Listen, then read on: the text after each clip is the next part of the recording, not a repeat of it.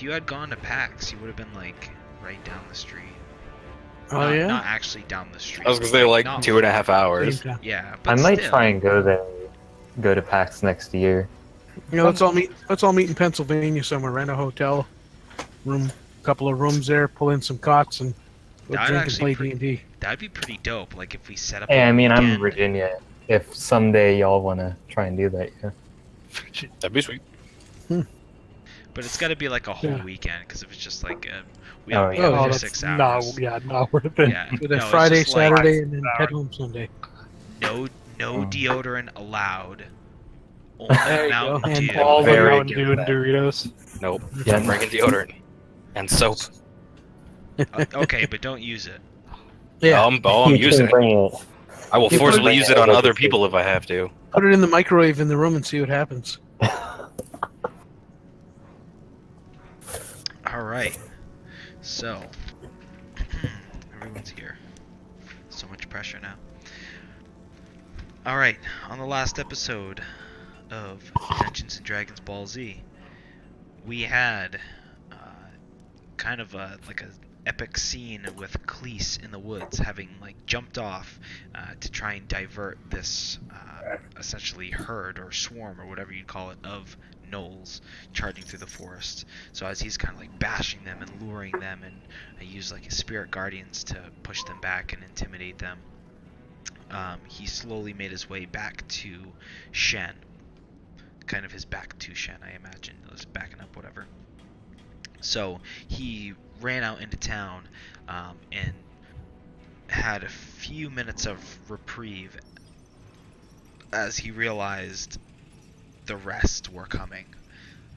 He began just running to the town square and helping people. I think he helped like 2 or 3 people like up to their feet and fended off some of these gnolls.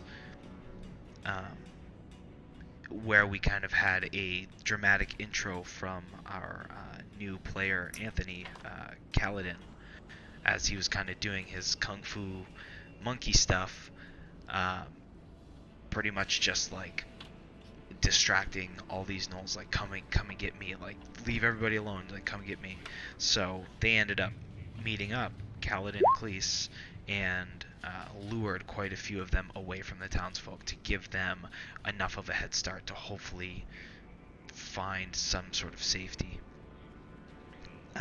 Oliver, Branagor, and Felix, having just dispatched the like forward scouting party that had chased them to Shen originally, they took a few moments to collect themselves as they remembered and realized that Juliana was still in Shen. After a short search of the building, they ended up finding her on the top floor, locked in like an office area. She was really happy to see Felix and kind of clung to him. And then the three set out, seeing the chaos now ensuing, and took what they could and stealthed and tried to take advantage of the chaos. So after a longer kind of a skill challenge, the party noticed each other and met up, but the gnolls that had been distracted away were still chasing Kaladin and Cleese. So there came a point where the gnolls caught up and they had to do a battle. Unfortunately, Cleese fell, but as he was falling, Kaladin grabbed his holy symbol and was able to escape from the gnolls.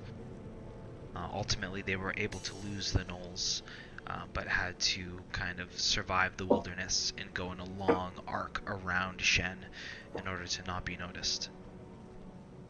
So after meeting up with a couple of survivors and getting ambushed along the way, they finally made it to Shen, or Kermont, which is the city that Mr. Augusto stays in, which was their benefactor.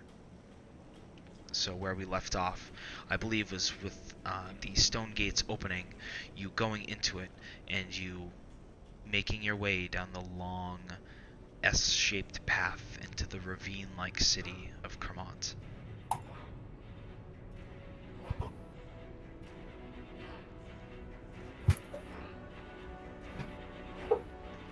Sweet. So Yeah. So that's where we leave it. I think you guys had to find someone to warn about the oncoming swarm that had taken over Shen. Yes. We need to talk to. His name is Third R Augusto. He's the one who sent us to investigate the Knolls in the first place.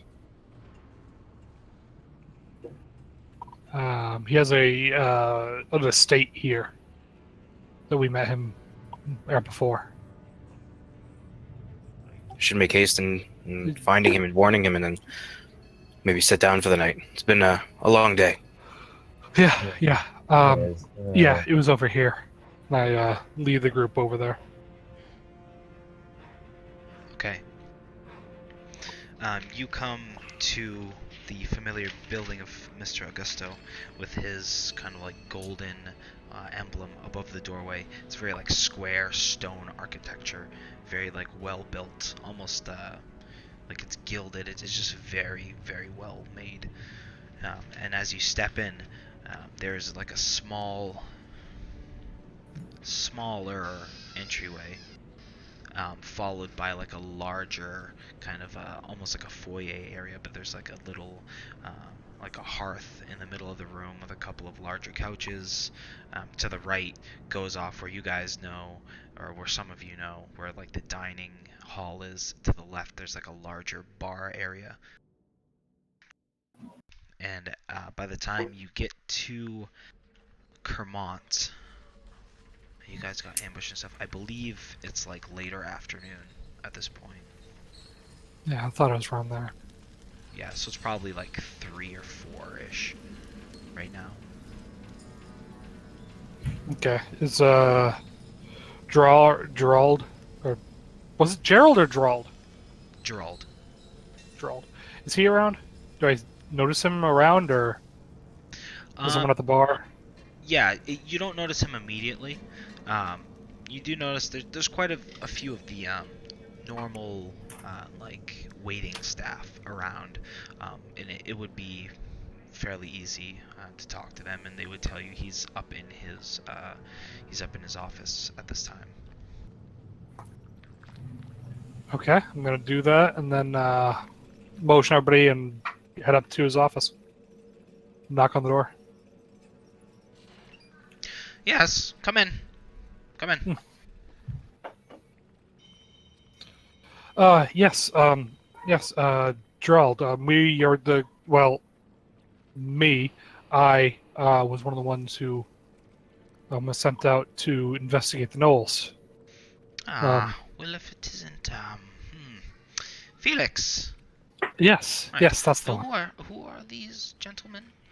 He gestures over to the very, like, tan-skinned monk and the shifty-looking rogue. He's a little He's a little flamboyantly dressed. Yeah, you could say Little flamboyant. wave just kind of leaned into the doorway a bit. Question: did I ever get Oliver's name? I want to say I didn't. Let's say that you didn't. I did. Wait. Let's say that I didn't, because I don't think I ever did an introduction at the end of the session previous to last. So let's just say that I've just kind of been following you guys around, I guess. These are we picked these kind fellows out. They helped us out at with the Knolls. This is Kaladin, and this is I very much apologize. I swore I got your name at one point, but Don't worry about it. Don't worry about it. It's Oliver, but friends can call me Ollie. Don't worry. yes, this is Ollie then. Oliver. Well, Ali and Caledon and whatever.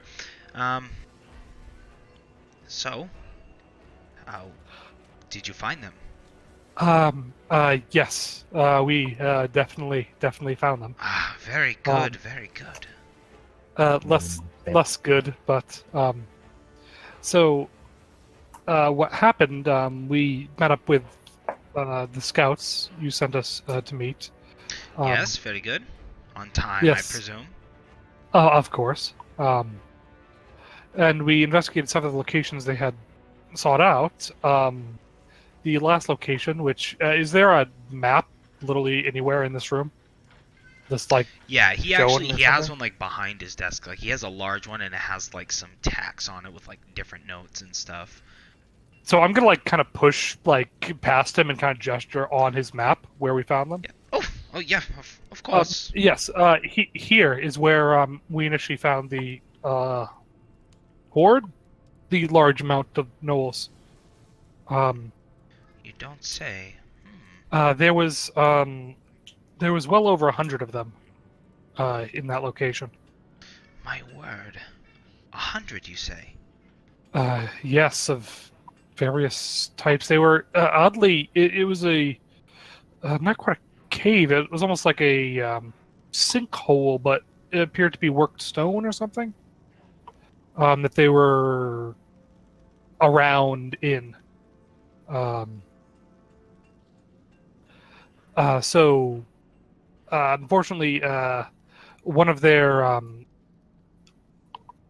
what's it called, a scouting party found us, and in dispatching them, the rest of the horde caught our attention, and we fled, and they followed, and we ended up in Chen, where they struck the town. And at that, like, he kind of like, he looks almost like cockeyed for a second, and like it's almost like he can't grasp what you're saying. Are you telling me that Shen is gone? Right, so Yes. This is terrible news. Oh, and he looks about just a little disoriented, and he puts down his quill. This is not good. We must talk to Mr. Augusto at once. Yes. Did they follow you? How were you able to escape? We, as they were raiding Shen, we were managed to outrun them. We killed some of the outriders who got up to us, but we seemed to outpace the rest of the pack. I see. Well, that's something at least. We've had to move quite quickly to get here, as fast as we could. I understand. Wait here. No. Go and collect. Go and collect the others. Go and collect Cleese and Alan was and I will be right back. Okay? I will be right. Unfortunately, And he begins to walk off as you're talking. That's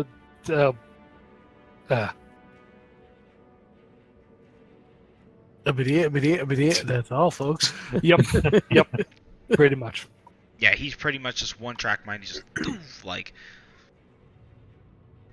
as he's going out the door, he like starts going down the hallway rapidly. So it doesn't take him long.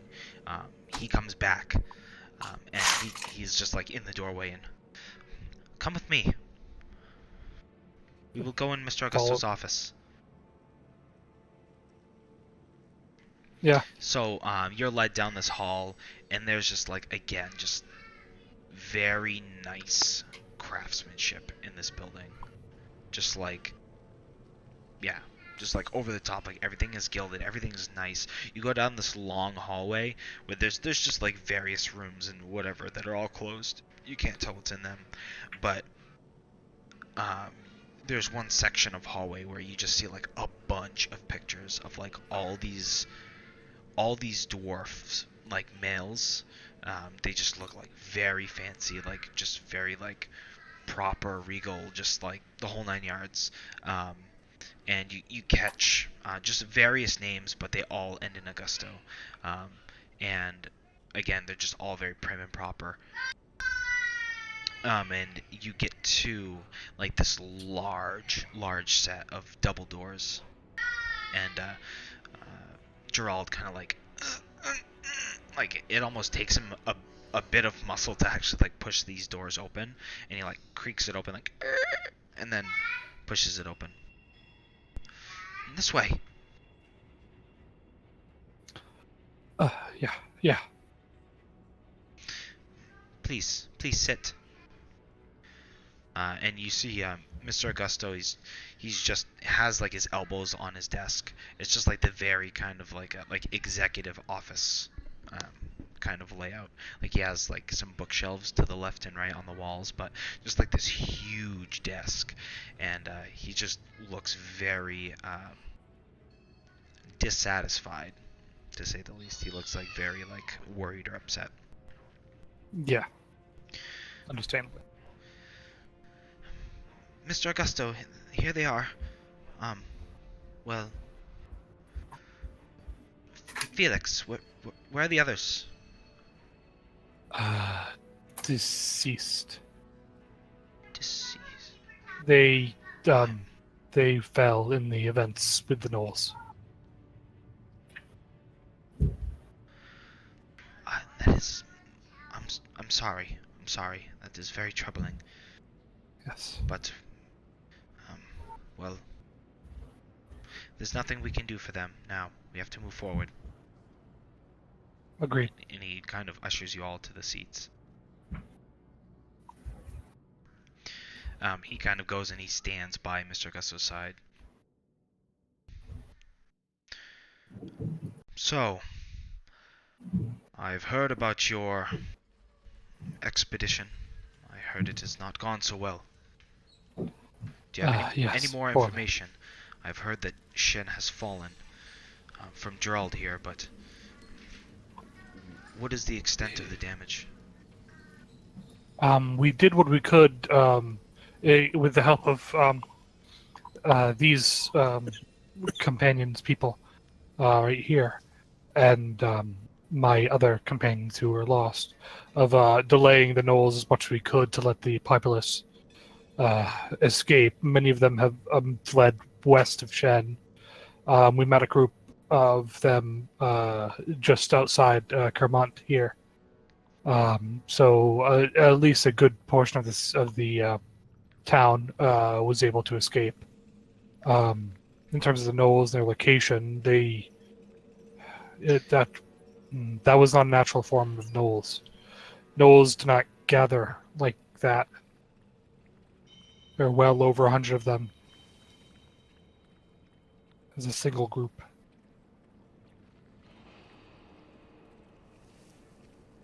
He just kind of furrows his brow a bit and he looks worried.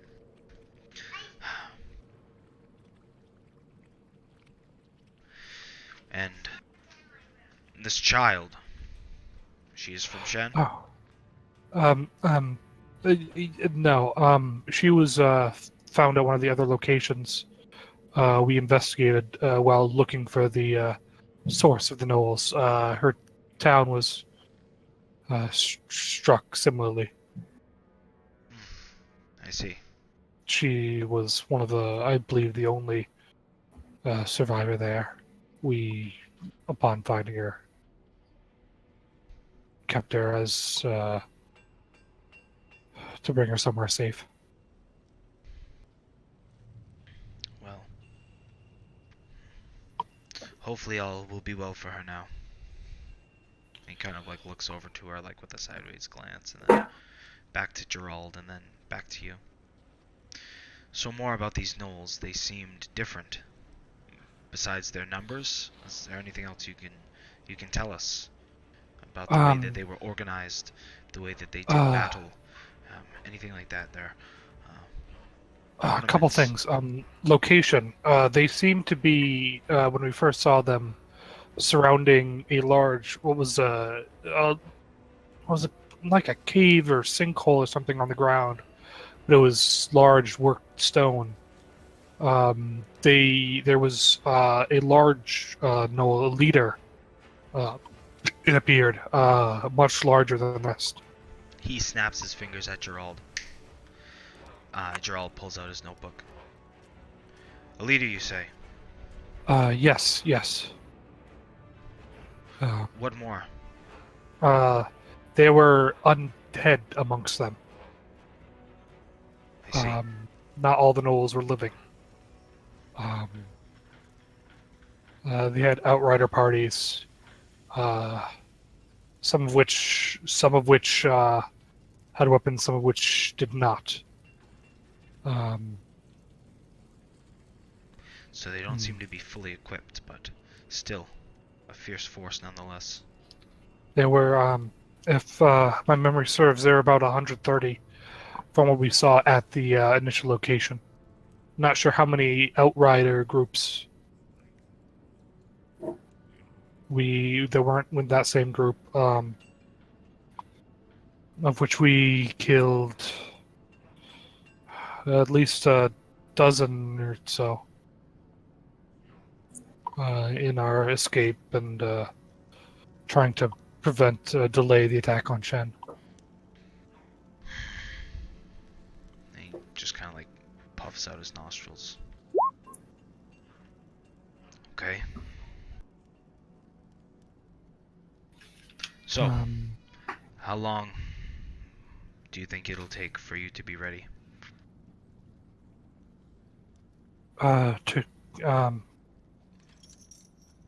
We've been running hard to get here. I think we'll need a good night's rest. I would very much like to find somewhere for Juliana here, somewhere safe before I Yes. head back out. I'm not bringing her back out into wilds with those things about. Gerald will take care of her. And he kind of like gives like a shooing motion to Gerald, who immediately puts the notebook away and goes over. Hello, little one. Come here. And she just kind of like cowers behind you almost, and just like grabs at you. I kind of pull him close. And to her. I need to go back out and deal with those things, or at least play my part in it. I can't bring you out when we do this. He will keep you safe while I'm out. She just I'm kind of not like there. clings to you a little bit tighter as you say those last few words. They're there. They're there. As Gerald attempts to, he's already pretty short, but he like bends down even more. If we're gonna be here for tonight, then she can stay with us until then. I don't think any of us are fit to leave tonight. All right.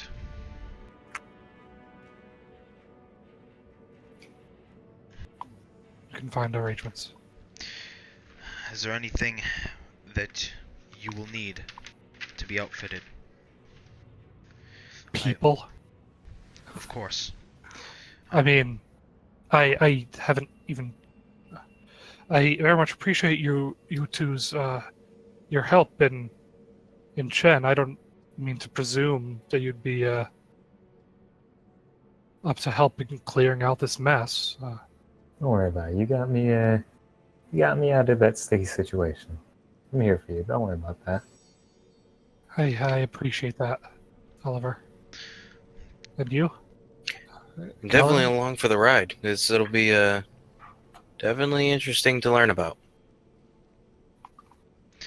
Very Okay, well. so that's How much three. learning you got me doing here, boy? And And a little extra fighting, always fun. Yeah, a bit more killing than we doing learning here.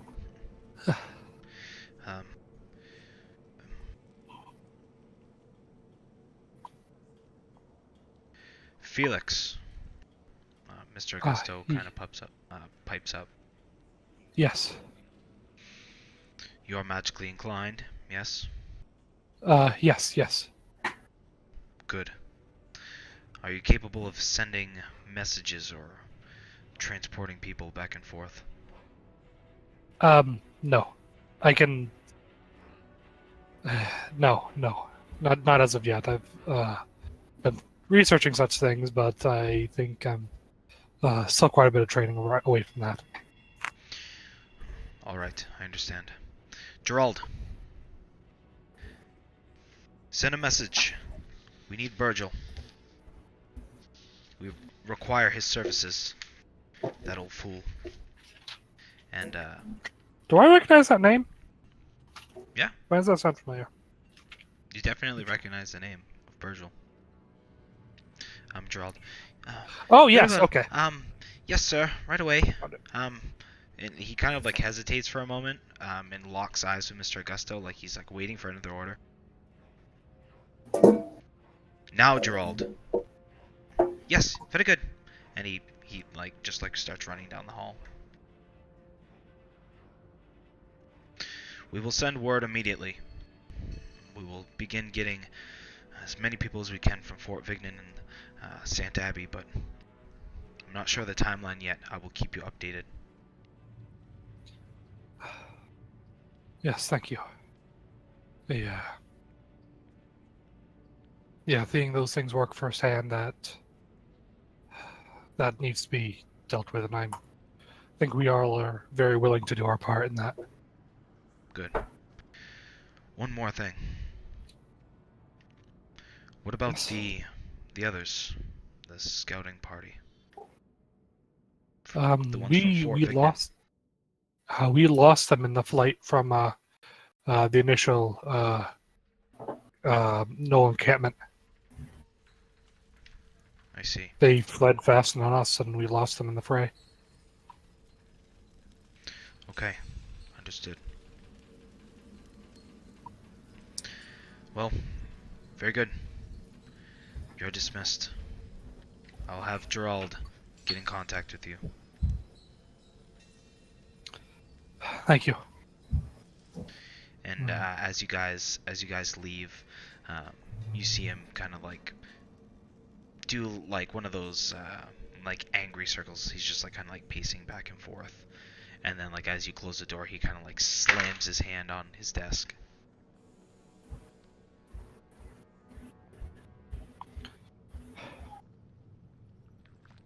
And you're now out in the hallway. So then, seems like y'all had a pretty big shot there hiring you. Yeah. He is apparently a pretty significant tradesman in these parts. Yeah.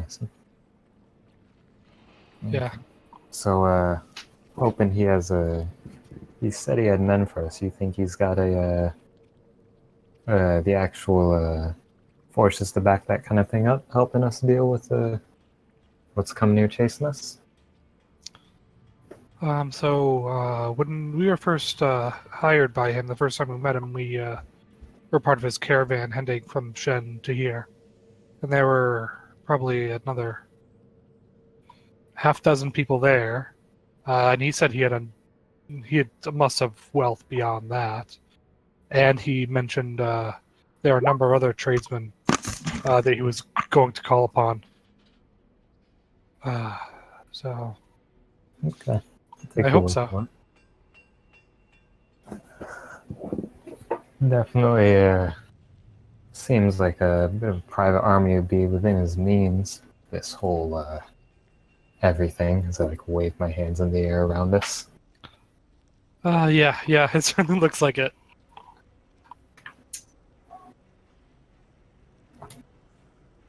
Yeah. Anyway, so yeah. So you said the story with the girl here. You said she last one. She don't got no folks. No, we found her alone, hiding in a small town to the northwest of Shen. Northeast of Shen. Shame. Happens Yeah. in cities a lot, but not so common for them country people out there. Oh yeah. It's it happens all over the place. Parents die, one reason or another. Yeah. Understand. right. So, yeah, you guys are still at this point standing outside the doors, Okay. unless you're like walking down the hall or whatever. I was But, gonna say we're gonna walk you down. see- We're I was gonna- gonna Yeah, say, I you think can we're. Yeah, you can Walking see fast. like the waiting staff is just like going hustle bustle like normal. This is like it's like a facility essentially. So yeah, you're free to kind of do what you wish. Nobody really like bothers you. Many of the waiting staff like acknowledge your presence, like Felix especially in Branagor, and they kind of like nod. It's So- go ahead. Yeah, so y'all set up here, or am I gonna have to go find a room for the night? I believe we're set up here. That's how it was the last time we were here. Speaking of which, I am very hungry from being on the road. I say we go get some food downstairs. Yeah, I think we all share that sentiment. Let's get a bit of a bite on this guy's time. Yeah, let's Going I'll that meet way. it right beside the dining area. Skeleton will nod and say, "It's been quite a while since we've eaten, so I could go for some nutrition." So as you go down into like the large like entrance foyer area, you look over. There's the bar is at this point it's kind of more of just a bar. Like there is like some light snacks, but it's not like in the morning time it's like a full breakfast bar until like almost noon, and then off to the right there is a dining area that you know of, but that was like when you guys were being served, like when you had like the dinner with Mr. Augusto. I see. Right. Okay. Tavern? Yeah. Get some real Um, food? Well, maybe no. Yeah, whatever. I'm sure we can find something. Oh my god. Well, I was actually hoping to go to the Virgil's place, but I think he's being held. If one of you can spot me, I'm up. I'll pay you back. No problem. got you. No problem. Let's go. Oh, thank you. Yeah, let's go get some food. We'll find a nearby tavern or something. Okay. Anything in particular you're looking for? Like, are you looking for like a fine dining establishment or? I figured like Applebee's, like that level of food. Like we're not going to like There we go. Macaroni Grill, but we're also not going to Grill. McDonald's. Yeah, sounds just right. Middle of the road, yeah. I want to go Sizzler. A two, like I'm two hoping for like 20, two yeah, for 20 like- gold. half appetizers because it's like almost 9 o'clock. I guess I don't know. Yeah, I'll Good always out dwarven looking for something filling. And strippers. And strippers. That's later. Yeah. Okay. Ollie knows where I find those kind of places. If that's what y'all are looking for.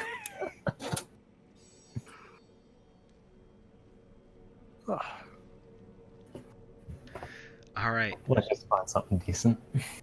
Yeah. So you guys go ahead and you stumble across you pass by the Wandering Dolphin, which you remember, Felix, was like the place that you guys visited the first time you came here. You pass by it if you wish to eat there. It's kind of more of like a very small, like almost like a building smushed in between two other buildings. You notice it in passing. You don't have to go there if you don't point it out. If I remember correctly, like what tier of food are we at? Is The that Wandering close enough Dolphin to- was like a little like hole in the wall. Like there was like two other people in there when you guys went. That was the place like you guys did like a little bit of gambling, just like everybody at the table rolled dice. It's There wasn't- Mel's Diner. Yeah, it's kind of like a Greasy spoon. yeah. I remember that place. I'm not quite sure that's what we want to go to. Yeah, I'm just letting you know you yeah. pass it on the way. Okay. So if not, um, you come across just like a larger. It's like a brick building. Um, it looks, like a again like middle of the road kind of. It doesn't look like fine dining or anything, but you just see like a caricature of like a snail, and just like with this wide open maw, just like devouring like a plate of food. Do we pass any like street vendors, like not like actual like hot street food, but like fruits, like road goods? Probably not at this hour. There's Okay. road apples at the stable. Lol.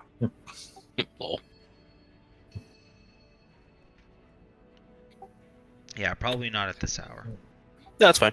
I figured it was late. I was testing my luck. Yeah, but so you see this brick building, and has like these big like open windows like to the street, so you can see everybody. That they're like, it's clearly like more of a diner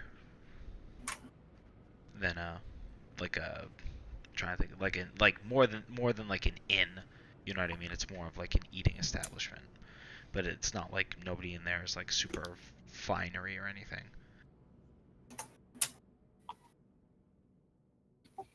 So I'll say, yeah, this looks good. Why don't we'll stop here for a bit, catch our breath, and I'll walk in like I've been there 100 times. Yeah, that's good enough. Okay. Works for me. So as you come in, you just get hit in the face with like just like the best way to describe it is almost like a hot truck, like a food truck. You know what I mean? It's just like a myriad of different smells just hit you, like various like spices, and it's just like it makes your mouth water a little bit. And a kind of like a portly gentleman, dwarven, comes over to you. Table for 3, is it? Do we still Or have the little girl with yeah, us? I was gonna say, I wasn't thinking. Do you have the little girl? It's a 4. Yeah. Yeah. Table for 4, is it? Yeah, I'll hand him.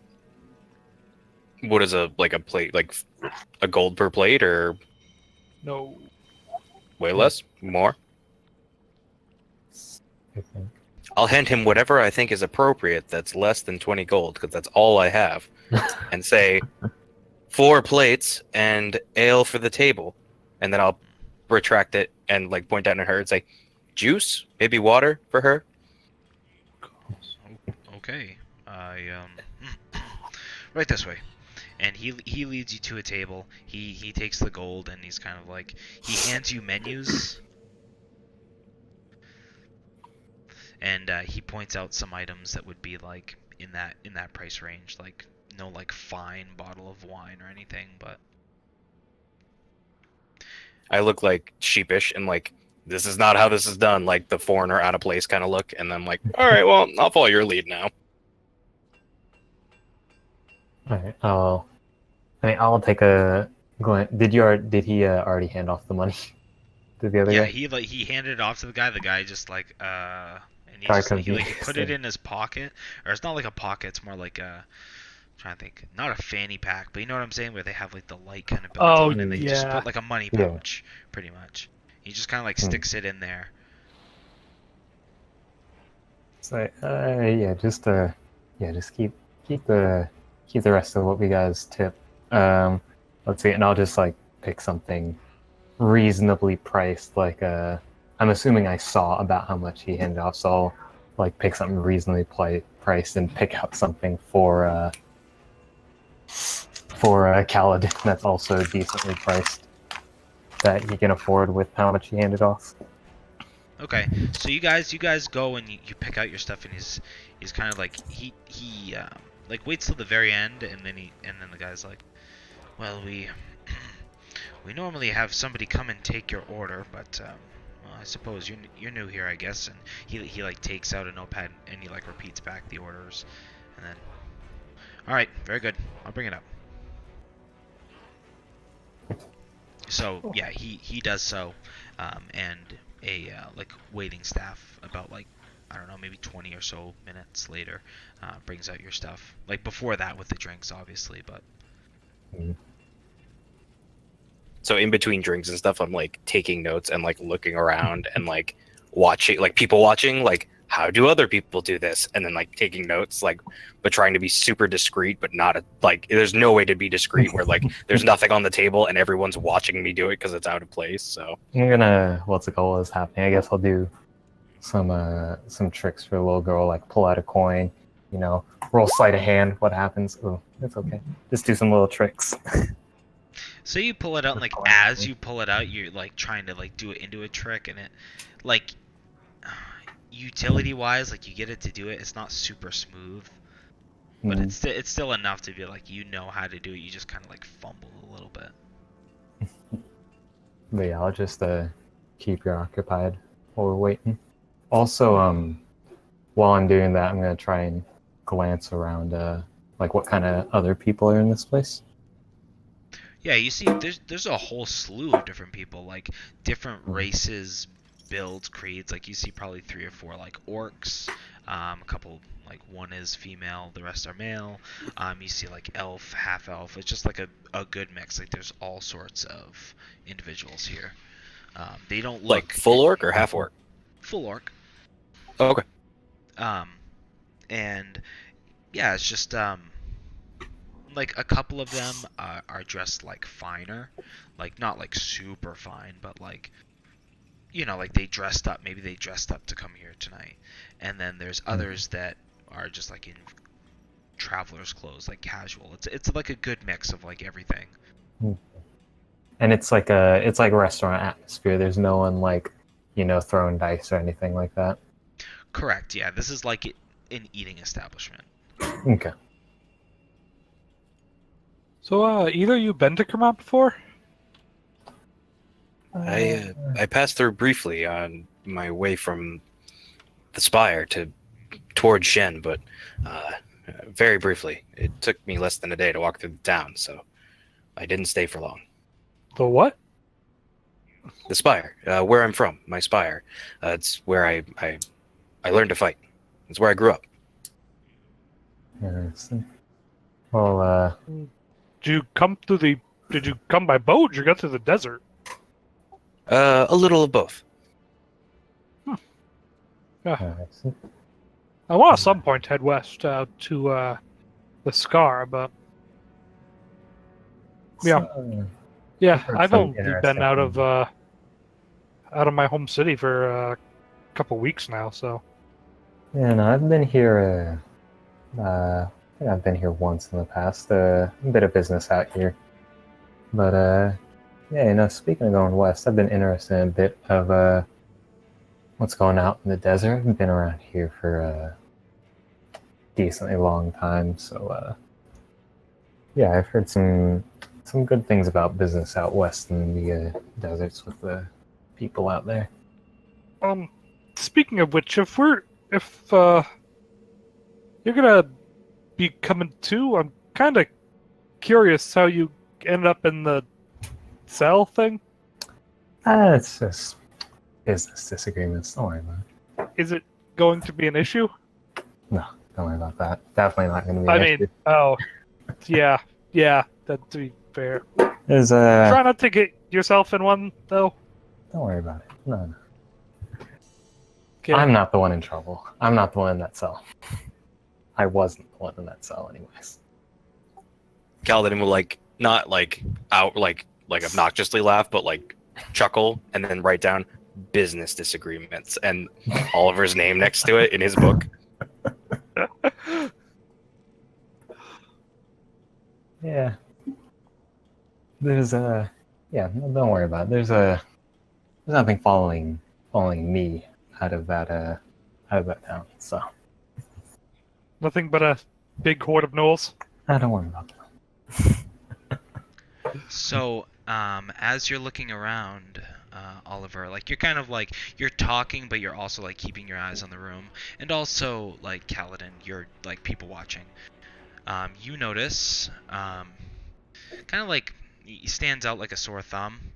Um, and Ed, I'll have you go in and describe your character.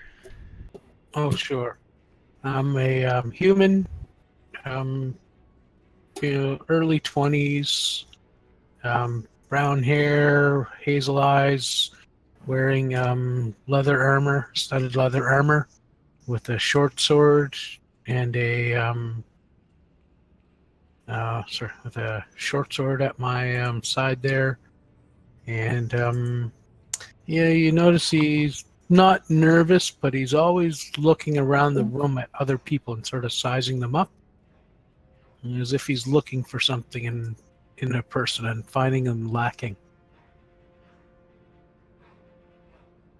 I'm gonna kind of keep my eye on this guy and nudge Felix's foot under the table and like pop my head at him while he's looking away. Yeah, I'm gonna look at the business guy and squint my eyes like that's probably the type I'm looking for. As I'm a urban bounty hunter.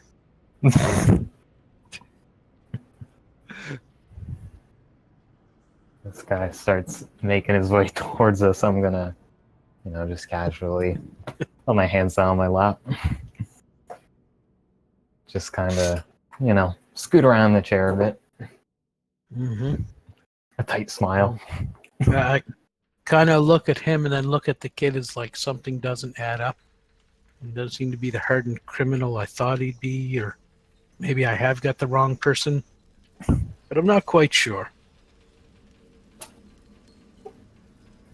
I'm just gonna sit there awkwardly smiling at him if he keeps staring at me. They're staring at each other. I'm doing the like glance from one to the other. Just confused. I'm gonna use my thaumaturgy in the background here. It's another misconnection. No. So, I'm gonna walk over, and I'm gonna look at you and say, "Greetings, neighbor. You're a little far away from the big city, aren't you?"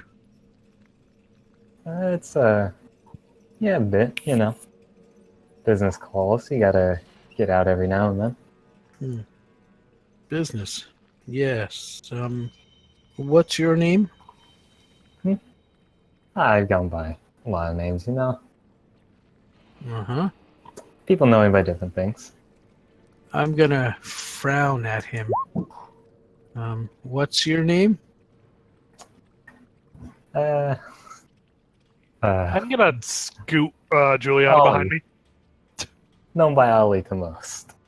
To friends, like you. Yeah, I'm gonna insight that. Okay. Alright, you're not the droid I'm looking for then. Alrighty. Oh, forgive my rudeness there, but you look like someone that I've been hunting. Something. Bit of a businessman yourself? I'm a bounty hunter. I see, not one piece. I work for the law at Laval. Well, good evening, citizen. I'll go back to my table. Okay.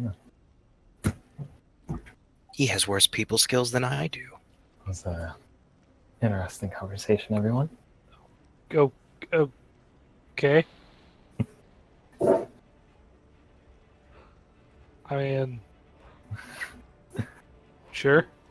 Alright, I'm just gonna watch this guy as he wanders off again and sits down at his table and just kind of scoot my chair a bit so I can keep an eye on him. Is he the business disagreement? Not one that I know about.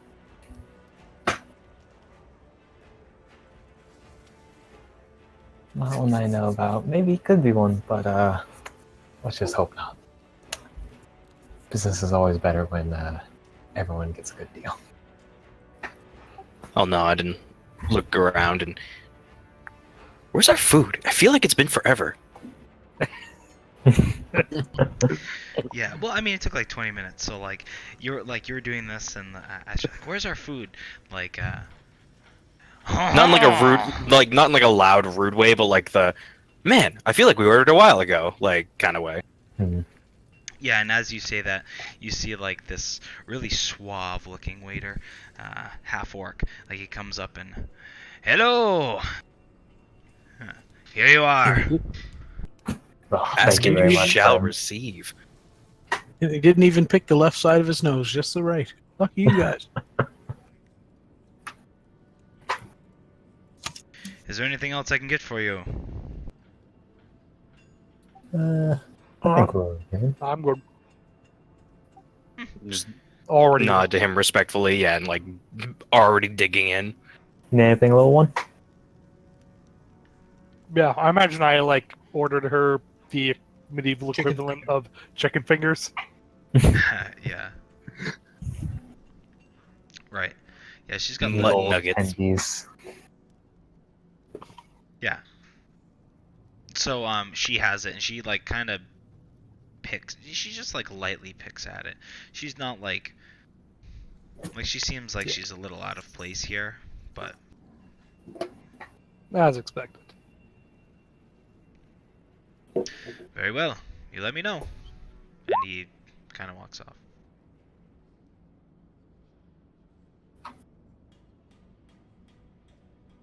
All right, Well, so what you The, you yes, we did, enjoy yeah. your perfectly just Average. above mediocre meal. Like you know, at least half of it was microwaved. Yeah. Well, they have little pseudo dragons in the back, breathing on it. Keep It's it warm. perfect.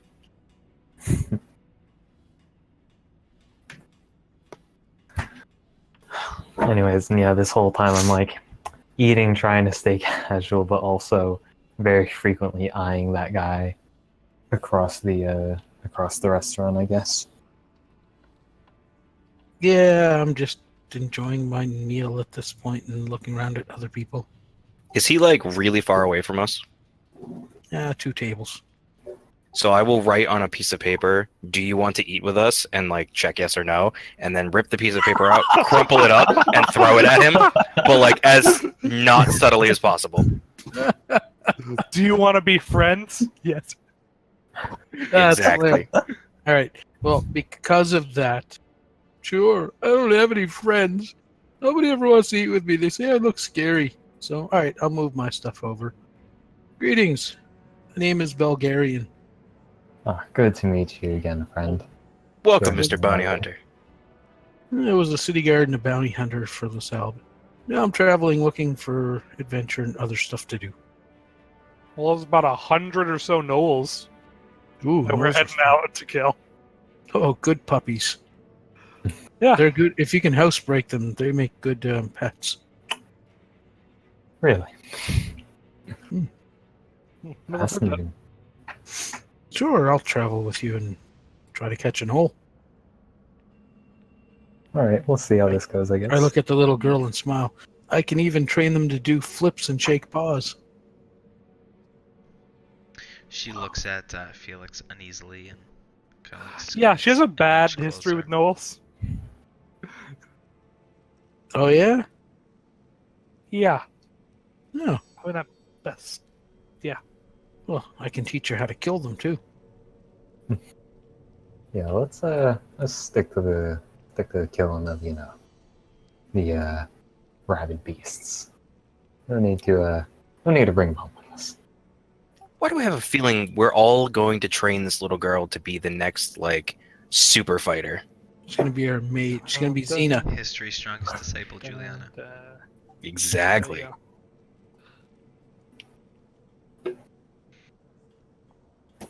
All right, so yeah, you eat together, bond over some food, get to know each other. Oh, can you give me a an imp? Yes. That's my familiar. Yep. His name is Fluffy. Or her name is Fluffy. You got it. I'll do some coin tricks for Bulgarian too while he's here. Dude, That's a hell of a coin trick. Wow! like magic. Like I snapped my Juliana coin out of is like existence. I Juliana stand up and just, grab like- my button. I stand up and grab my butt and pull a coin in my hand. Ew. I drop it on the table.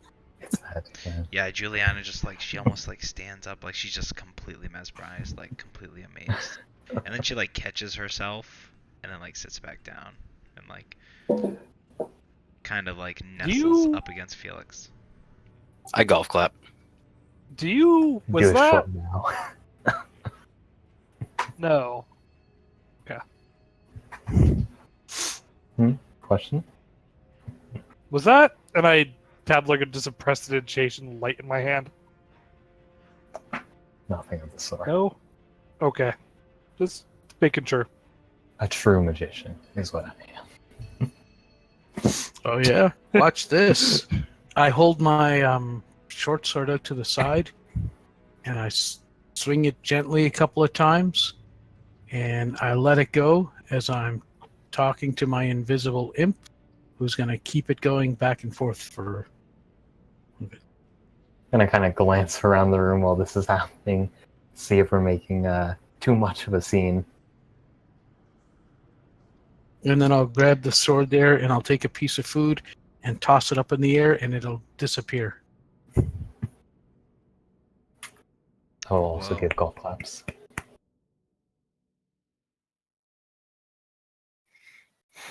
So, where do we go to kill Knowles?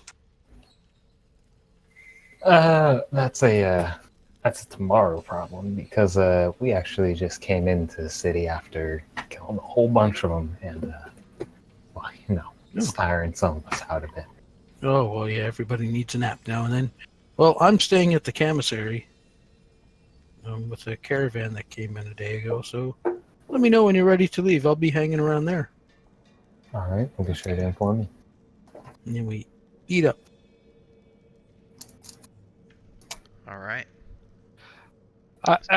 During all of his Beldron's things, I'm looking at him very curiously. Can I tell that that's magical in nature? Arcane in nature? Well, it floated by itself. Yeah, it's floating by itself. So I mean, however you would. Well, take yeah, that. yeah. Yeah, I'm gonna. By the way, yeah.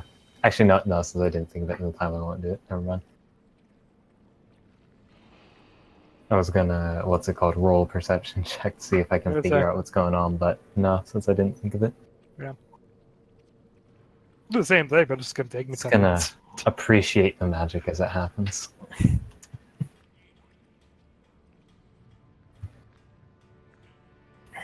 That'd be interesting. Anyways, and yeah, but what time is it at this point then?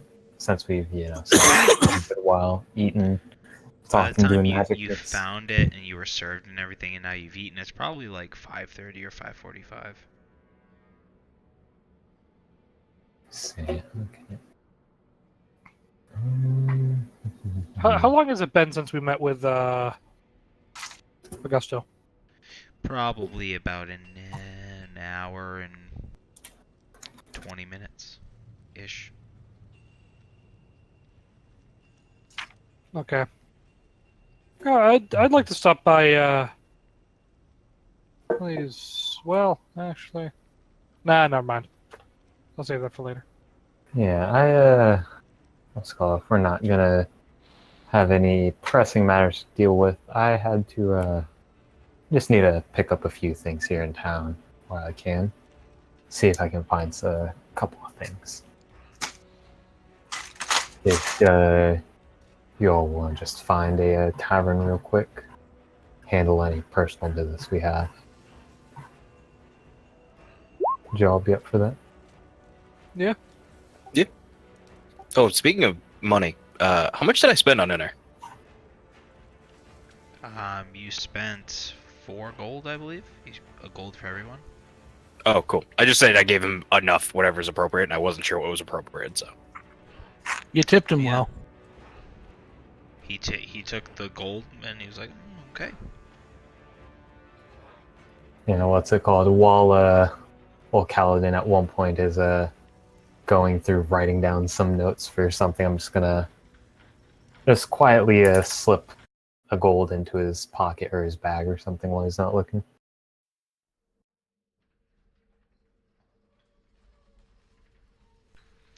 Okay. Go ahead Cool. and make a sleight of hand check. Okay. Man, where are these? Yeah, my rolls passive when Alan perception was is alive? like 12. So he could rearrange the coins and then put them back, and could have put my shirt on backwards and I didn't even notice it. Yeah, no, like, yeah. Flawlessly executed.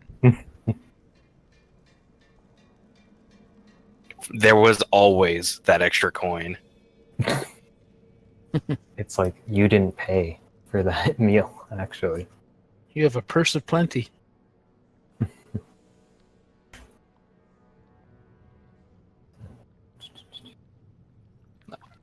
But yeah, if there's a, what's it called? I suggest we bade farewell to our good friend. Sorry, what was your name again? Bulgarian. Bulgarian. Okay, I wanted to make sure that was the right name. Yes. Bade farewell to you, good friend Bulgarian. We'll see you tomorrow. Cause Yep. Yep, I'll be over by the warehouse there, probably loading stuff. Unless the Lord and Master has other plans for me. all right, come looking for you then tomorrow. But I suggest, like, turning back to Felix and Calvin, I suggest we go find an inn for tonight, or if not, go. You all can head back to Mr. Agosto's estate if you're spending the night there. I forget. Did we check for accommodations while we were inside?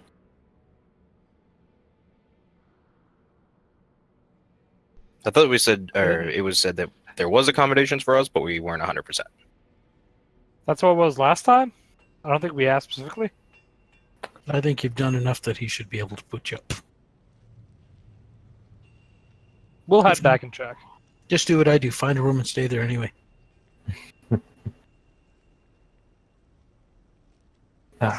Did you need something, Oliver? Yeah, you said you yeah. wanted to go to pick something up. Yeah, I need to go, pick some things up. I'll be back after we just double check our accommodations. But yeah, after that, I'll head out real quick. I can just pick it up on my own.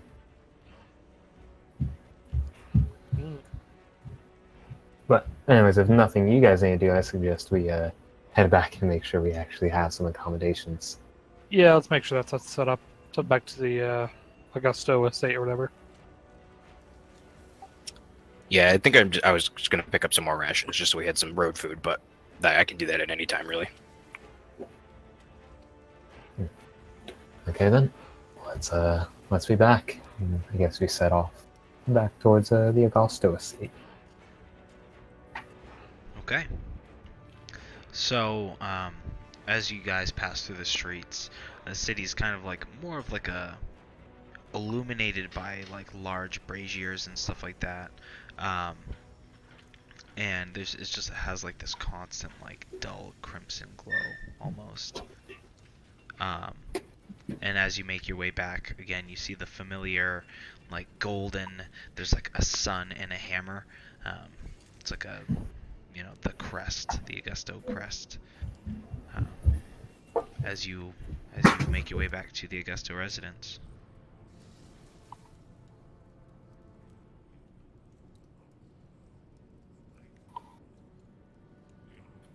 So Yeah, is this hammer thingy, the symbol we're seeing, is that like his crest, or did I misunderstand that?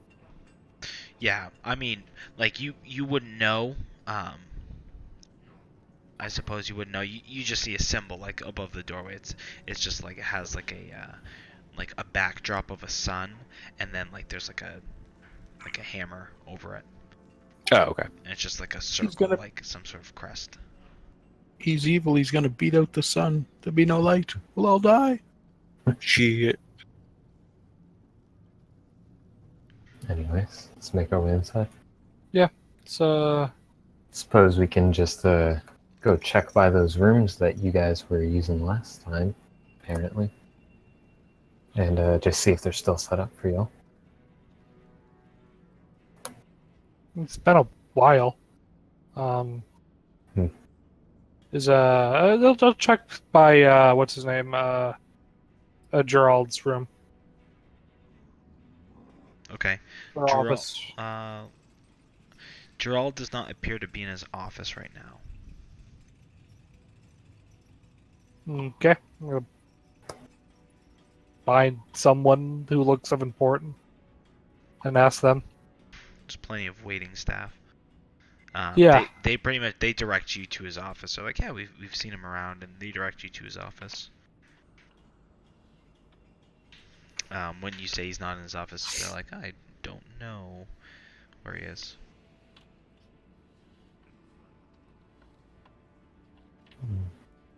Okay, so I don't know. I turn back to the rest of the group.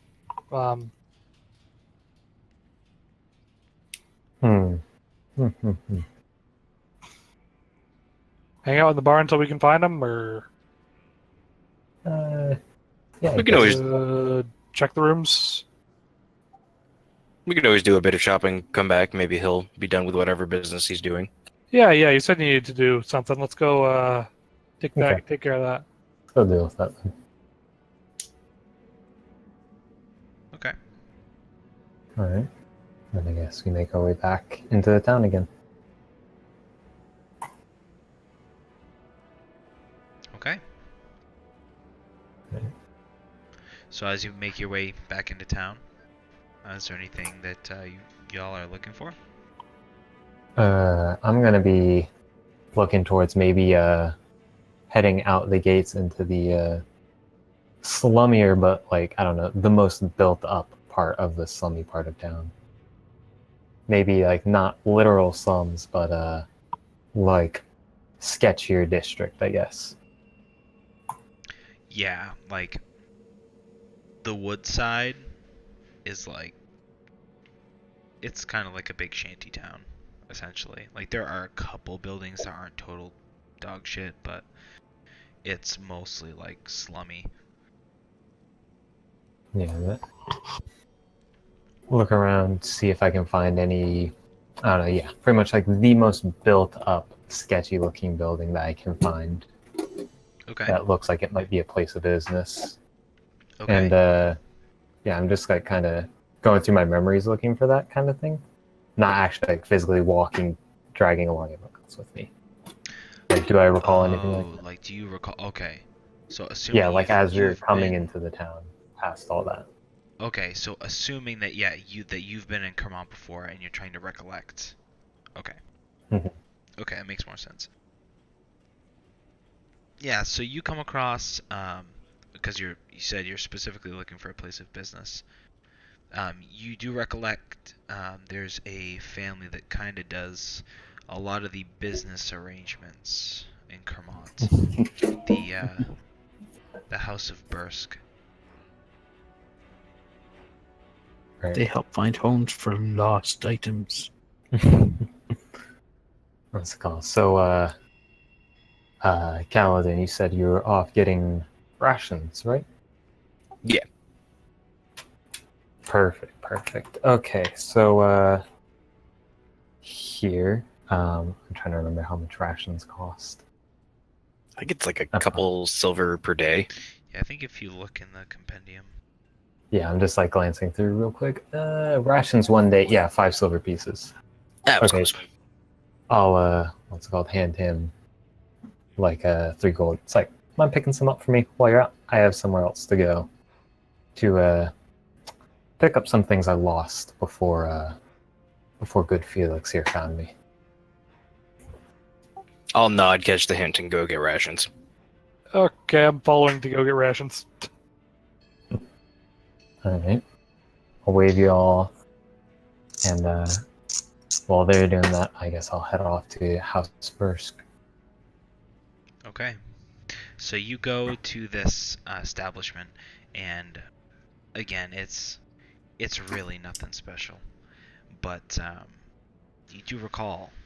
So as you get up to the stairs, you see the stairs are kept up with pretty well, but like a lot of like the wooden siding, shingle, what have you, is like kind of like falling off or like mildewed a little bit. It's not really in the best of shape, but then again, it still kind of looks like a gem in this shanty town. So you walk in the door. The handle creaks a little bit, and you as you go in. And essentially, what you're met with is kind of like a like almost like a large counter, like maybe 10 feet in, and then like 3/4 of like the room width-wise is like this large counter with has like these two kind of meathead looking guys just sitting behind it, and they're kind of like playing cards by themselves. They're playing like solitaire or whatever, and just hanging out. And as you come in, they kind of like, oh, they snap to attention. Hi, can we help you? Yeah, have a need for some supplies. I was hoping that you all might have some available. Yeah. Yeah. Yeah, right that way. And he points like, out the door. And the other one's like, haha, good one. Yeah, I see it. Yeah, very funny. Do you, are you all the, you two, yeah, do I recognize these two as the proprietors, or are these just some thugs hanging out in the front? These are just some thugs hanging out in the front. Like, like this is just a very small portion of it. Like, there's a closed door that goes on like beyond this counter, like past it. They're just kind of like standing in the front. Okay. Right. Very, very funny guys. I'm looking for the Risks, or one of their employees would do as well. One of them kind of like picks his nose and flicks it. Well, that'll be one of us. Right. Well, as I was saying, I'm looking for some supplies. I lost, things I can't quite find out on the market, if you know what I mean. All right. Yep. And he kind of like eyes, he like squints you a little bit. Go ahead and make a persuasion check. Okay. Persuasion, there it is. So he eyes you like, it's like that uncomfortable, it's like 10 or 12 seconds long. And then he kind of snaps up. Should be used to that tonight. He kind of like snaps up. All right. And there's just like this cheesy little gate next to the counter area, and he just like he holds it open. That way. Thank you very much, gentlemen. I'll make my way inside. We got our eyes on you though. And like you see him, he's got like this very intense stare, but then like the dude behind him is like a super meathead. He's just kind of like picking his nose, and then he's like, "Oh yeah, yeah." Let's give him a nod as he says that, and again make my way inside, and cast my gaze across the room, see what's in there. So as you walk in, you can see like the inside of this room is actually like pretty nice. Like the rest of it is a shithole, but like in this room is really nice. And you can see there's like a lavish kind of carpet, and there's like some tables set up. You can see like a couple of people are just like having some sort of private discussions at these various tables. You see one of them, like people are like playing games of chance. And then you see again there's like a bar area, and then there's another counter off to the side where there's just like a dude essentially just standing there and looking pretty. Doesn't seem like he's really doing much, but you can see there's like a couple of shelves behind him that have like various odds and ends. Okay, I'll make my way over to the I'll just make my way straight over to that counter with the dude and just come up to him. It's like, need some supplies. Seem to have lost most of mine in a bit of an altercation I had with the law. I got what you need. What are you looking for? Right, I'm looking for papers, stamps, bit of gold and silver leafing, some inks, standard fare for that. So he kind of goes under the counter and he starts like pulling out some stuff. Just a minute. And he like steps out out from behind the counter, and there's like a door that's like kind of in between where the bar and this counter is, and he like steps through it for a few moments and then he comes back. So just specifically though, like, so what are you looking for specifically? Forgery kit. Okay. Cool.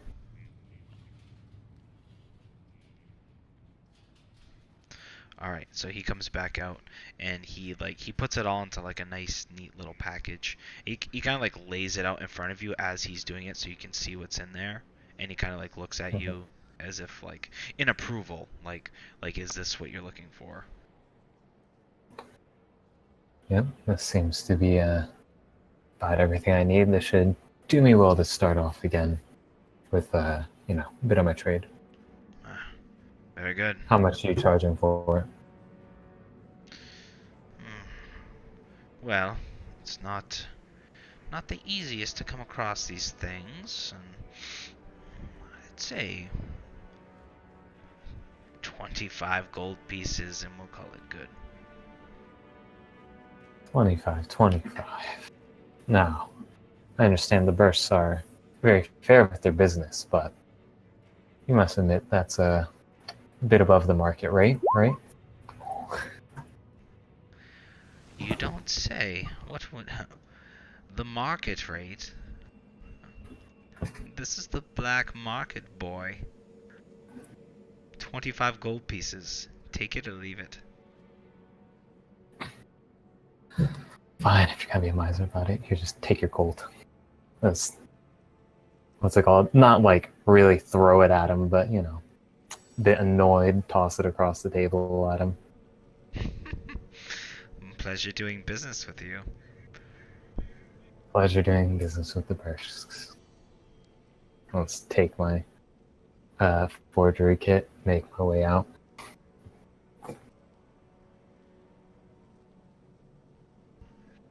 All right.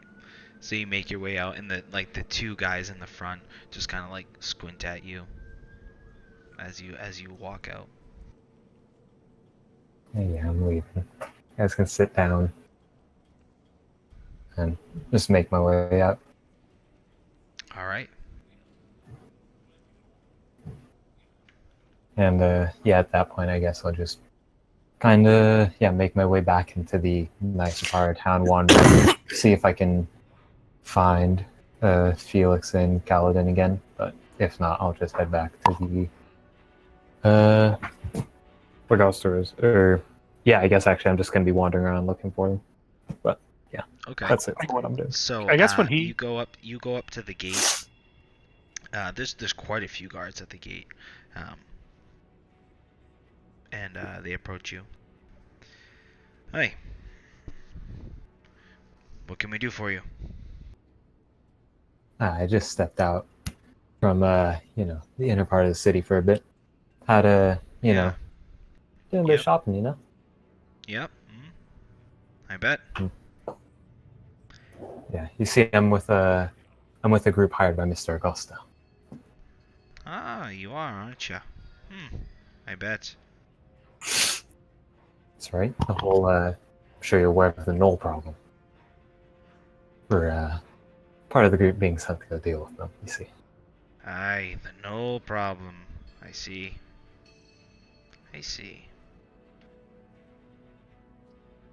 Well, unfortunately, I was told not to let anybody in the gates today.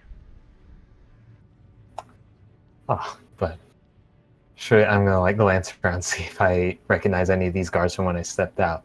It's like I'm sure some of your men saw me walk out. I've only been out, half hour or so. Go ahead and make a perception check. Okay. Okay.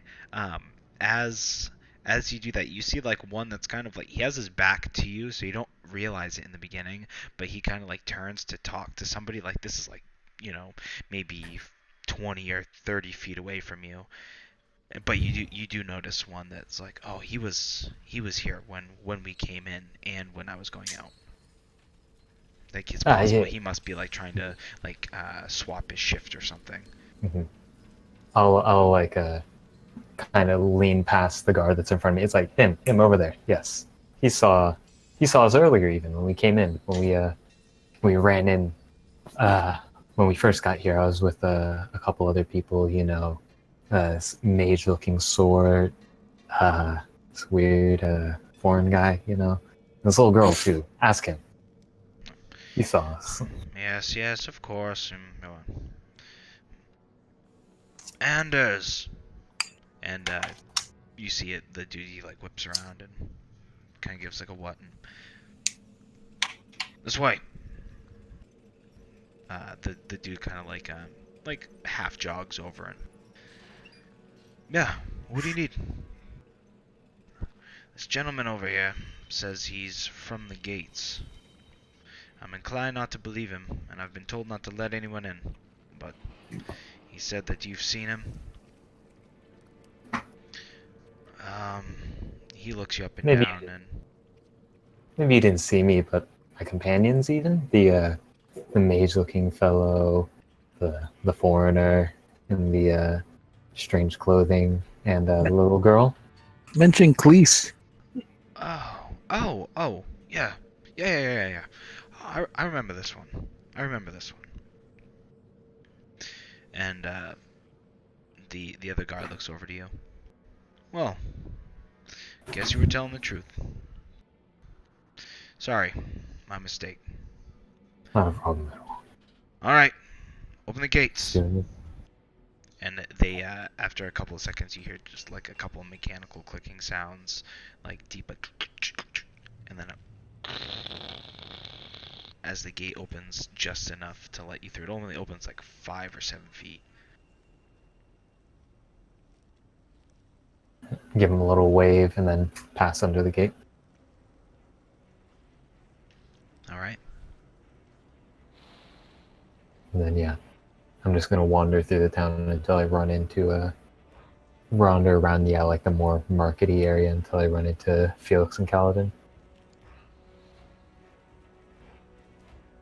All right. So you guys go ahead and you do your rations. That's simple enough. Is there anything else you're looking for while you're in the market square? I'd like to stop by the little Cyclops to see if Burgle is back from whatever he was doing, helping out the Thirdar. Yep. So you take Juliana, and if Kaladin or Branagor are going with you, whatever, you go to the little Cyclops and you see there's just like a big like the open sign is flipped to closed. Yeah, I thought as much. Come back later, I guess. Okay. So as you guys are headed back, Oliver kind of catches up to you guys in like a light jog or whatever. Hey there, guys. Got most of my business done anyways. Fucking merchant town full of misers. Maybe a little bit too much. A bit, yeah. Let's call it that. Okay, well, we got some rations. Guess let's head back and see if Miss Gerald is back and we can figure out what our room situation is. So we head back and look for Gerald at the estate. Okay. By the time you make it back, yeah, you actually see like as you're entering the establishment, Virgil like as you have your hand on the door, Virgil just like bursts out of the door and like begins walking. He doesn't like really notice you at first. He's just kind of mumbling to himself. Virgil. Yes. He walks forward like 5 or 10 feet. He doesn't appear to have heard you. Oh, okay. I'll see you later. Let's. Yeah. I head in awkwardly. Okay. Was that the man that Mr. Augusto had said could teleport people? Yeah. He owns the magic shop. Ah, that makes sense.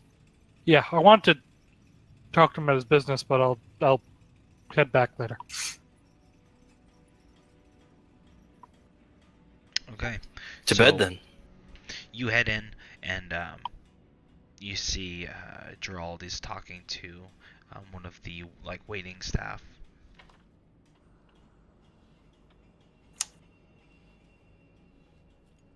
Uh, Gerald? He kind of like says his last couple of words to the person he's talking to. They go off, and he turns to you. Yes. Ah. Yes. Sorry. But the last time we were in here doing business, we had some rooms in here. Is that still the case? I believe. I don't believe anybody's using those rooms. Let me check here. He takes out his like pocketbook, and he flips through some pages and. Yes. No, they should be open. Um, and he goes and he grabs another of the waiting staff and. Please. These gentlemen here are. Well. How many rooms? Are you going to share the rooms this time? Or are you just one each or. 4 rooms? I'll just look at Um, this. I just say, I'm just gonna shrug and be like, I don't care. Juliana, would you prefer to stay in my room? She clings to you and. Yes. Yeah, one for the two of us. Then. Please. Um, I'll Very well. just put an arm around Galadin and be like, I'm sure me and him can do fine together. 2 rooms? He'll put like an arm like back around you, like he's like, yeah, someone else who understands like no personal space, and like he'll be like, yeah, I don't care. Yeah. 2 rooms. Very good. Set them up. Rooms 1A and 1B, please. All right, master. And he leads you up.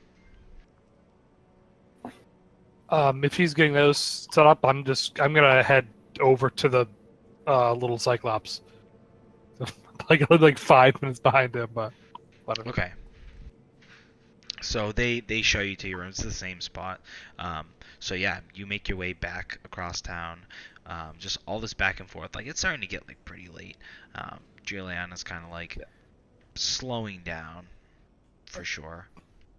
Yeah. But like she doesn't really like complain or say anything, but you can tell she's kind of like slowing down. But anyway, yeah. So you make your way to the little Cyclops. The sign is still it's closed right now, but you do see like a light inside. I'm just gonna like kind of knock on the door a little bit. You hear like a slight like tumbling like as you knock on the door. A few moments later, like you just see like a like monocled like eyeball just like pop up in the corner of the window for a second and like look all around and then notice that you're right in front of the door and like and then you hear as he opens the door. Hello. Hi. Yes, hello, Burgle. Felix. Who's the little girl? Oh, this is Juliana. We've Nice to meet you. found her a little while back. Nice to meet you. And he kind of like gets like in her face because he's like her level. He's like a gnome, you know what I mean? So he's obviously he's very small. So she just kind of like again, she just pretty much like hides behind you, but doesn't really know how to make out the situation. And he's definitely not giving her any space. She's a little shy. Is she yours, Felix? I didn't know you had a No, daughter. no, not quite mine. Not But, quite yours. Well, that's one way to put it. Well, not, but sure. Well, so Um, you're back. Did you bring me anything? Have I brought you something? Yes. Have you brought you Knoll parts? No. Unfortunately, our encounters with the Knolls have been a bit, haven't given us much time afterwards to gather materials. But I have Well, brought, aren't they all? uh, yes. We're going to be heading back out to, deal with, to deal further with the Knoll problem, and we'll hopefully get some stuff in, after that. But in the meantime, we found these, and I pull out the 6 dwarven books that I still have, the ones that I noted as magical. Okay. All right. He kind of like he like dusts them off and whatever, and he goes like quickly, just briefly goes over them and. So, unfortunately, I don't know dwarven, so I don't really. I know they're magic. I just don't know what they are. Where did you find these, young Felix? So there's a it was just outside of Fort Vignan. There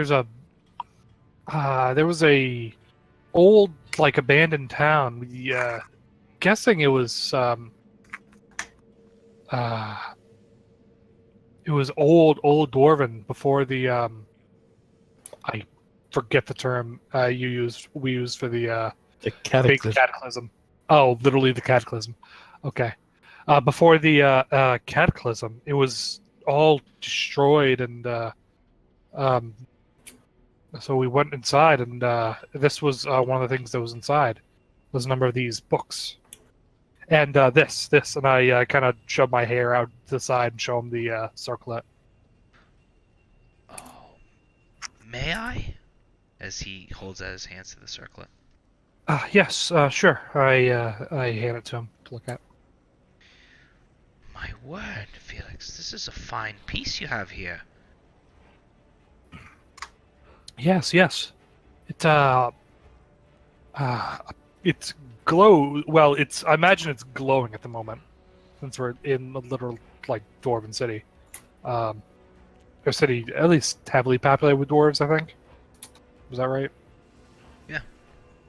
Yeah. It's, So it must be it's glowing. like probably like 60% dwarf, and then like the rest is just like people come here, but yeah, there's quite a few Yes. dwarves here. It is So- currently right now. I'm trying to think time of day.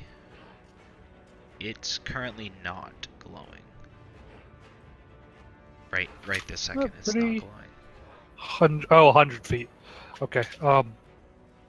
So this actually it glows when within a certain radius of a dwarf.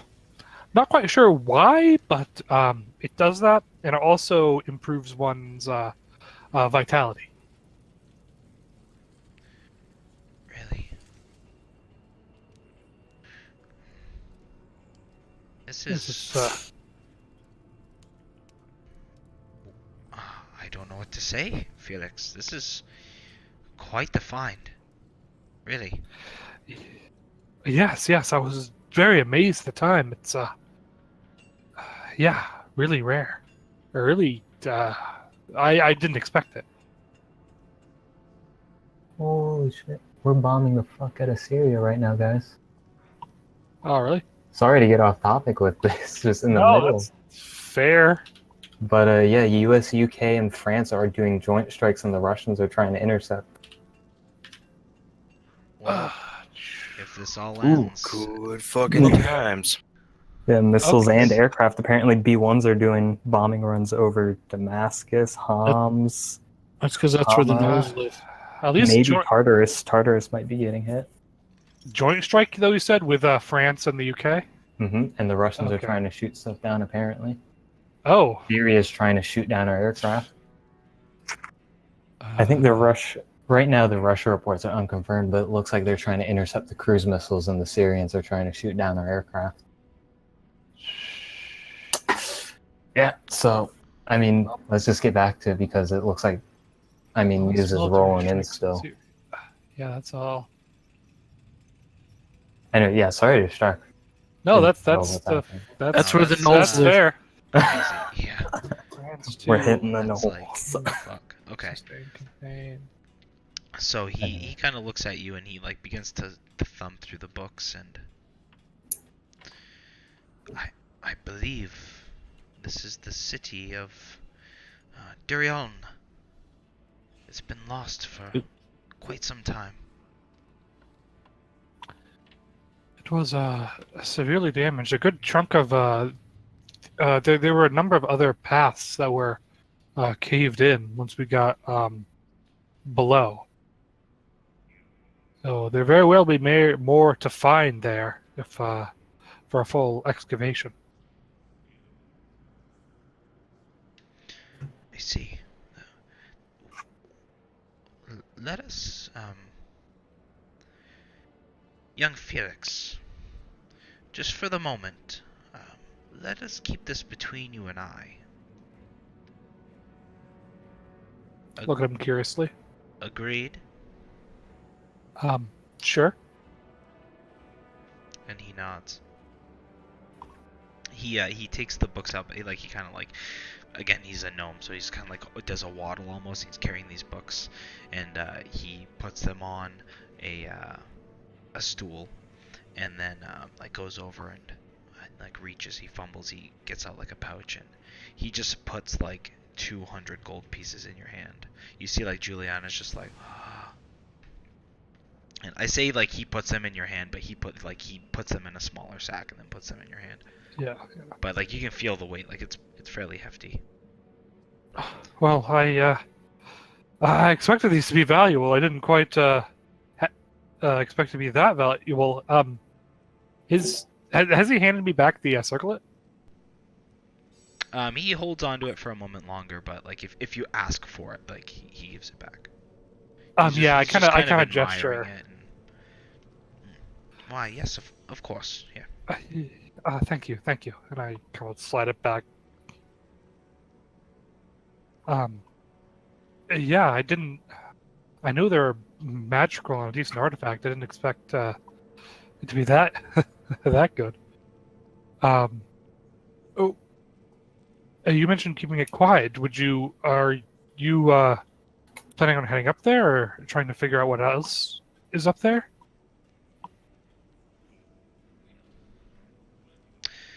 Well, I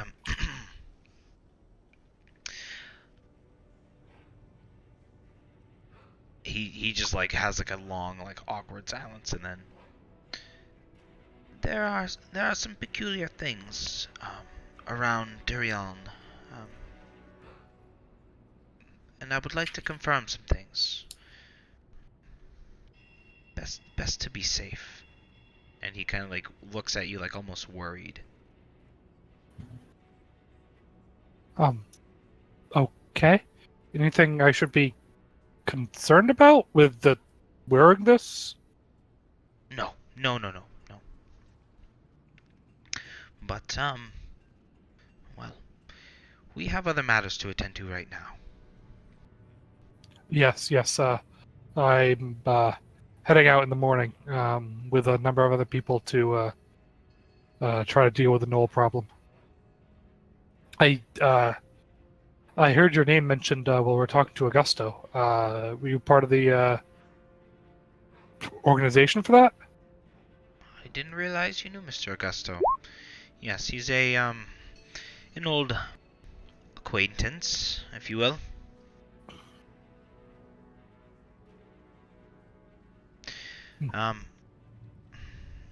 He would like me to send some messages for him to some of his compatriots to mobilize the forces there.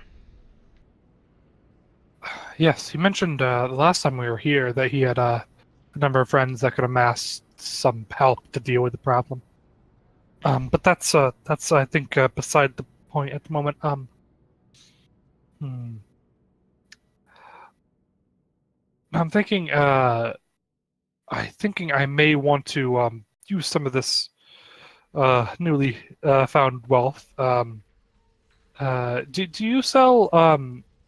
You're a pretty talented mage yourself. Would you be interested in selling some spell scrolls I or passing suppose some I can. knowledge for a cost? I suppose I could do such a thing for you, especially you, Felix. It's always a pleasure. It may take a bit of time, though. Is this Yes, something yes, I you'd like to understand do the with process. the little one? I'm. Hmm, Trainer, what? trainer, leave him with her. I'm actually trying to figure out what the best option is. I mean, the last time we left her somewhere. Well, I guess Kermont isn't Shen, but I'm. She is. I'm guessing she's still like grabbing onto my leg or whatever. She seems to have like warmed up a bit, just because he just has like, especially if you've never met him before, like a very in-your-face kind of personality. Yeah, yeah. But she seems to be quite attached to me, and I can't. There's no way I can bring her back out while we're dealing with that problem. I mean, I have some. I do air quotes. Family back in Franceport, but that's on the other side of the issue.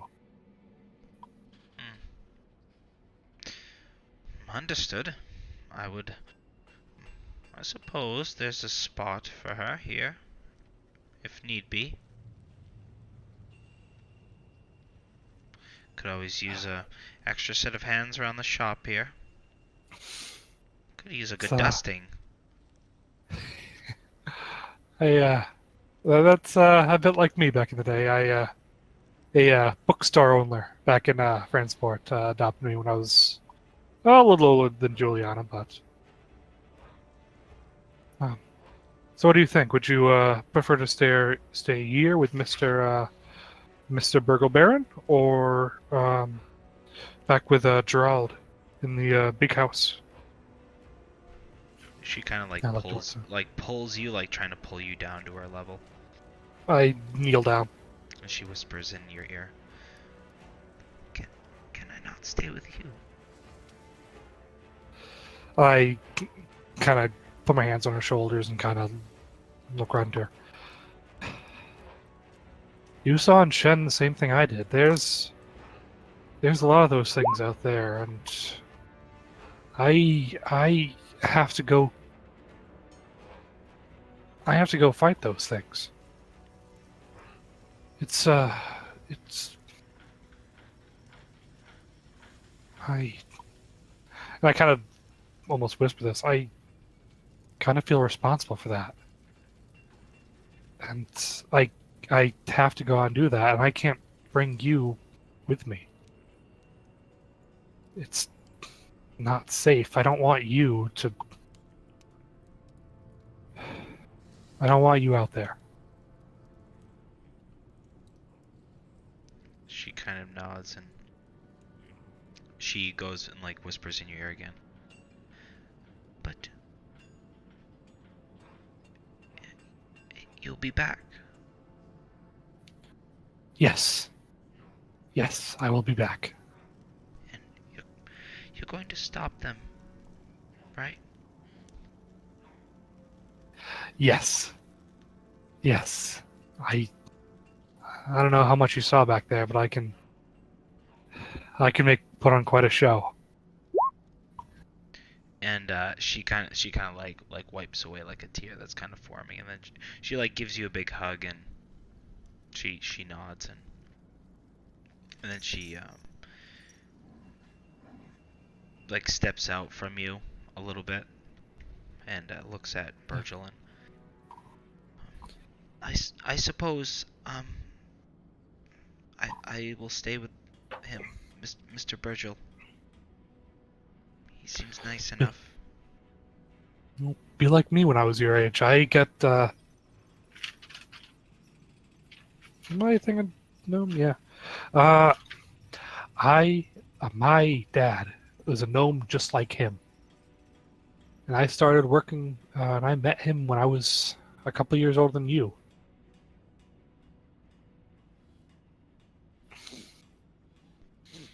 She kind of Yeah. nods and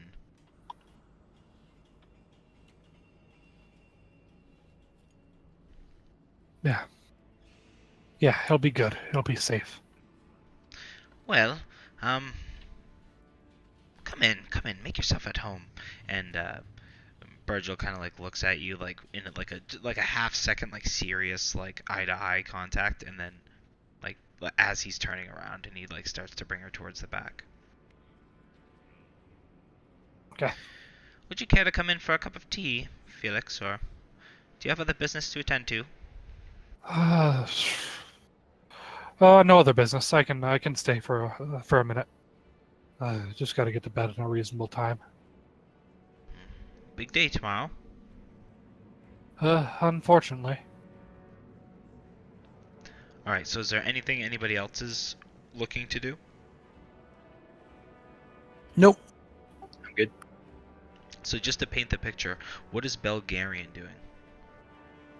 Oh, Belgarian is just gonna go back to the commissary there and hang out with a couple of guards, buy a drink or two for people. With my background, ear to the ground, I'm always trying to make friends with guards and stuff, so I can get information on my bounties and be a nice guy to those who are nice to me, type thing. That's it. And then around 9 or so, I'll saunter off to bed. Okay. Sounds good. So, Felix, Virgil brings you to the back room, and that you've already been in before, and he pours you a cup of tea, and he pours her a cup of tea, and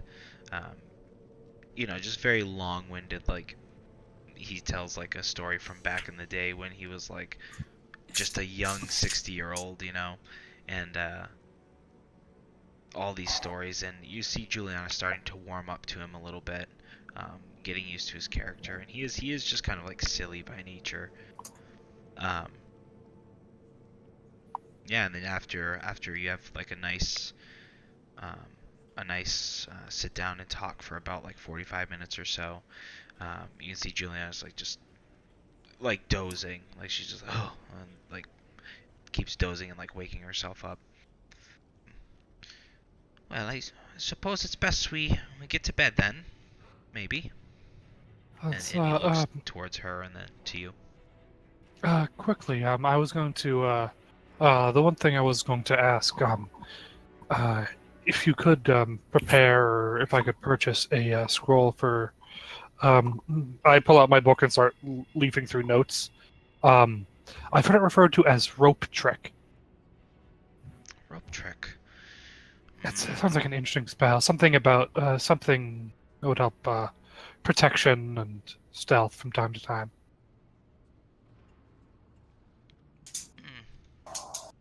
Level Hold 2 on here, transmutation. just a minute.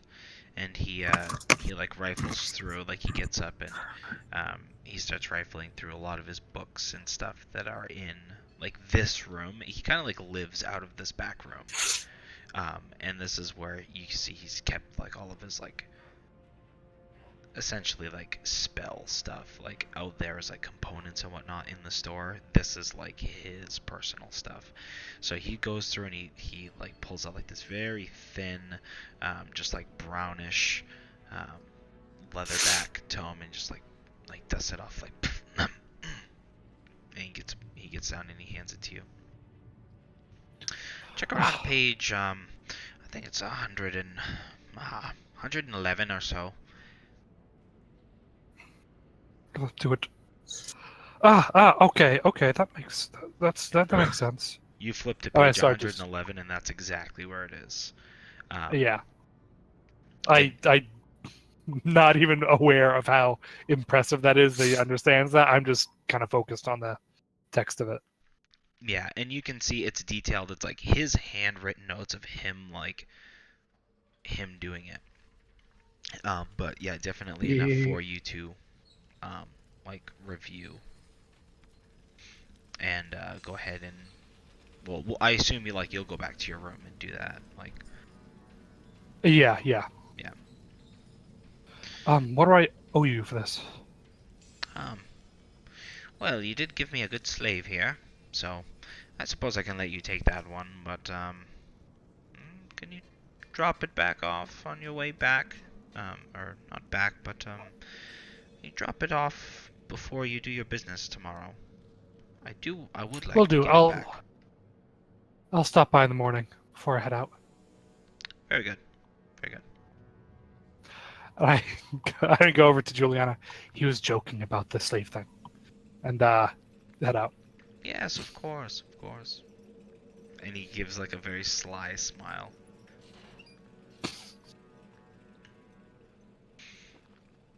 So you leave, and as you leave, like you can see, he's like doing like this weird like prestidigitation stuff, and he's just like being like a goofball.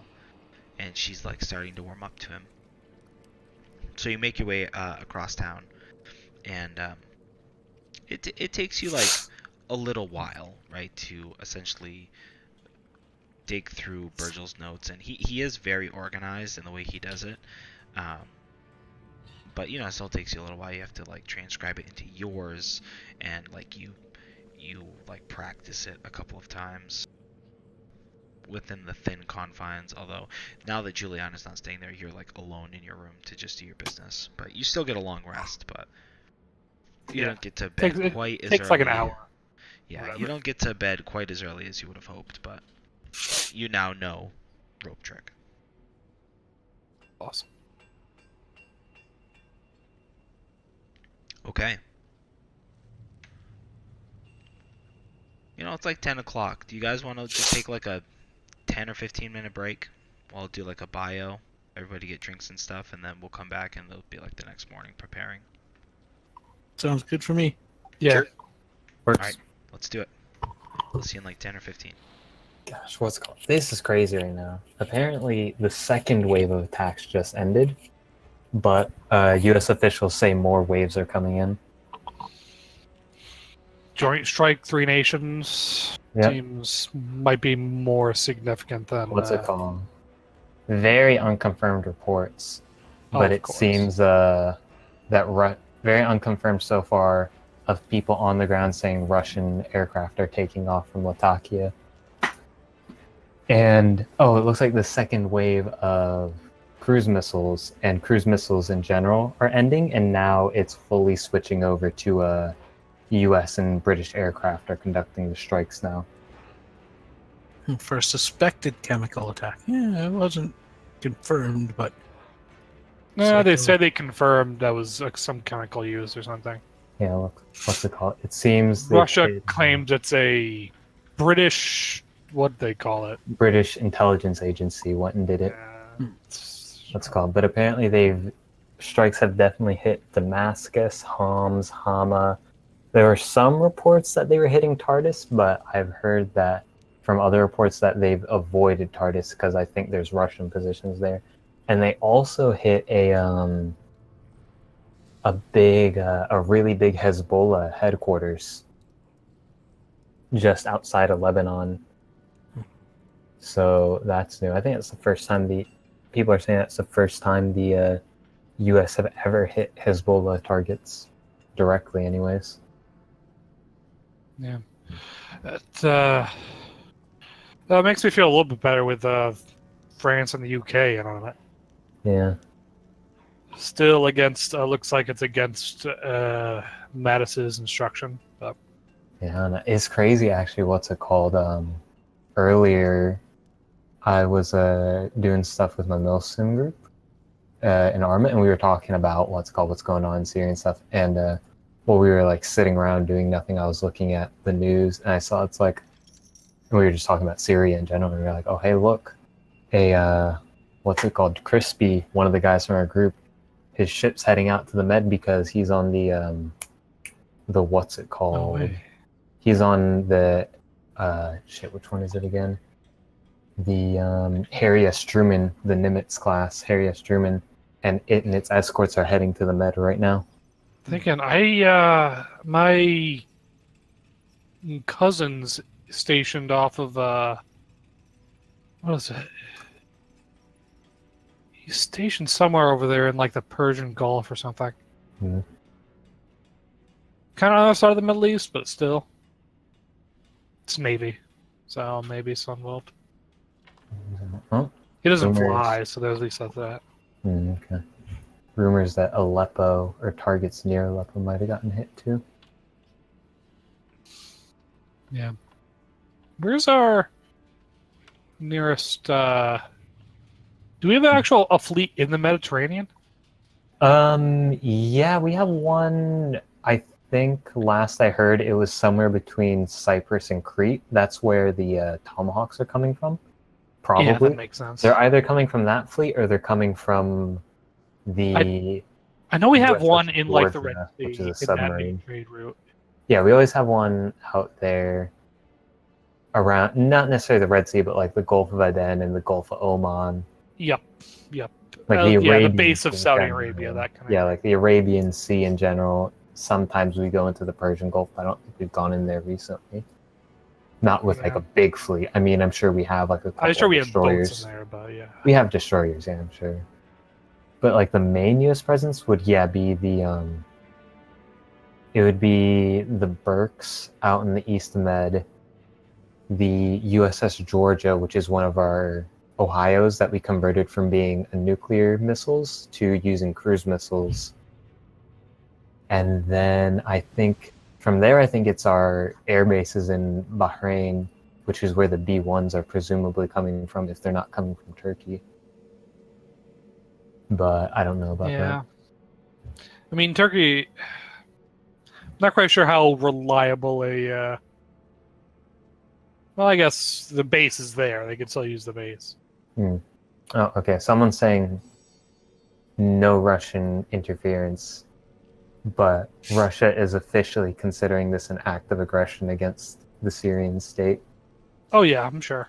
Yeah, that's not surprising. What's it called? But yeah, there are conflicting rumors about Russian air defenses and Russian fighters and whatnot. Yeah, that's interesting.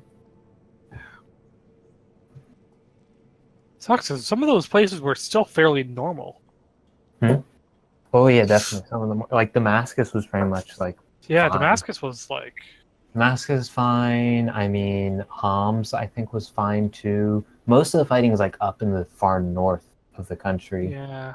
Like yeah, Damascus, Homs are fine. I don't know about Hama or not. Tartarus and Latakia, the coastline is completely fine, but I don't think the coastline's been hit because that's where Russia has most of their stuff stationed.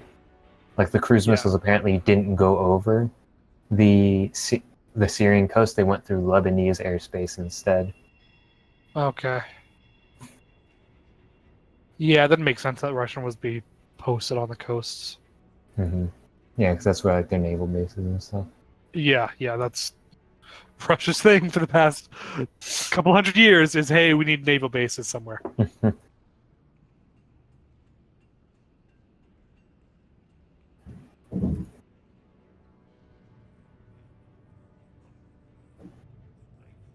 Yeah, that'll be interesting.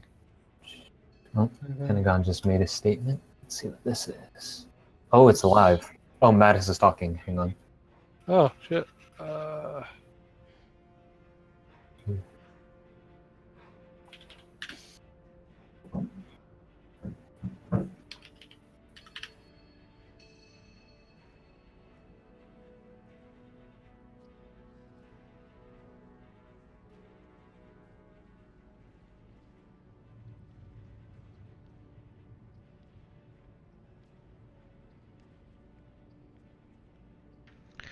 I just want to say That was I had a really good time when we did the House of Bursk. That was a really cool That one. was fun. So I hope we go back. Yeah. What's it called? Hang on, I'm listening to a live statement by Mattis right now.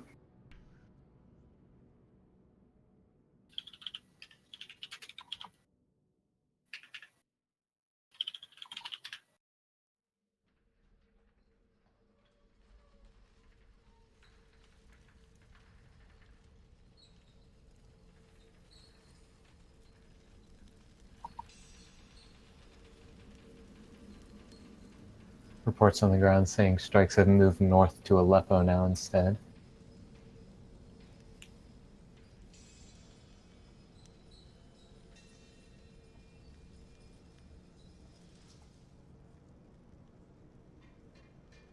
There's no weapons of mass destruction. They just want the oil. Oh, no, wait a minute. Wrong war.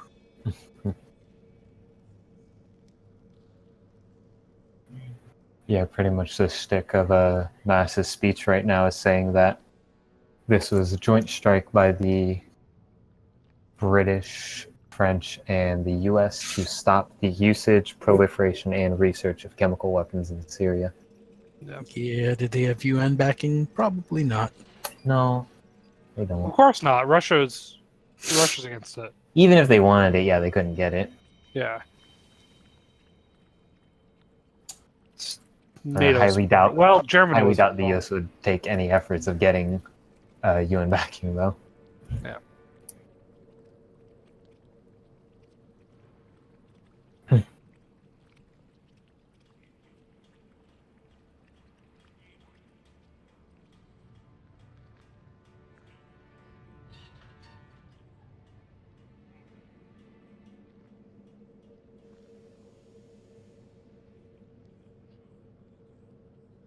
Oh, General Dumford's talking now. With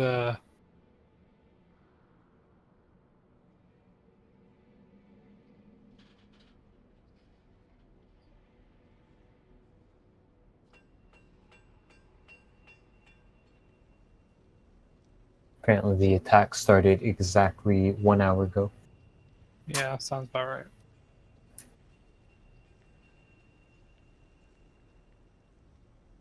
Targeting research that they centers they think are researching, developing, like making the weapons. That's what was in Damascus. Mm.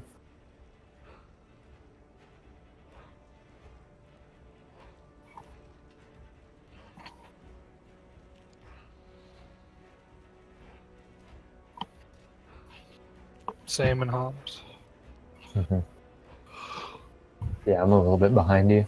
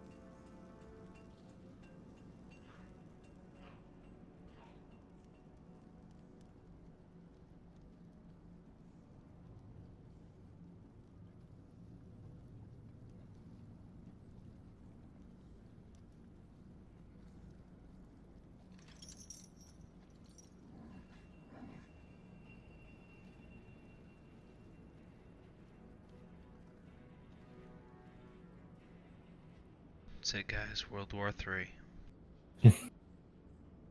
No, just another proxy war. Nope. Just a sec, guys. I'm back in a second.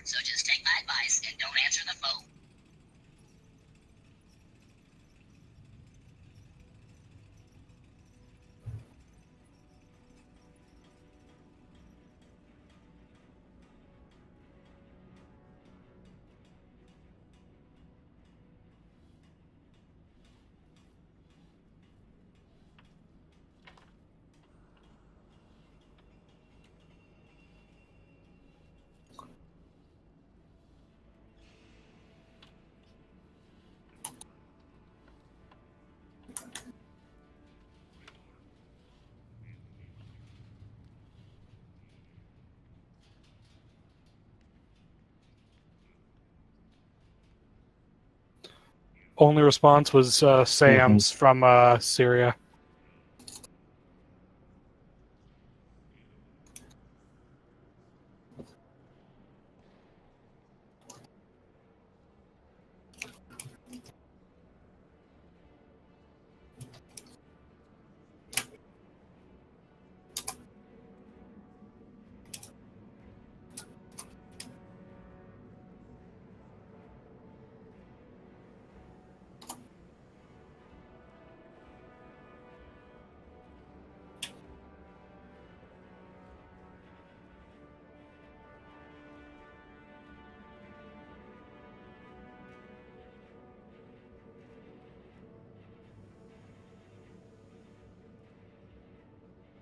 Alrighty, let's go kick some goblins. Yeah, let's Yep.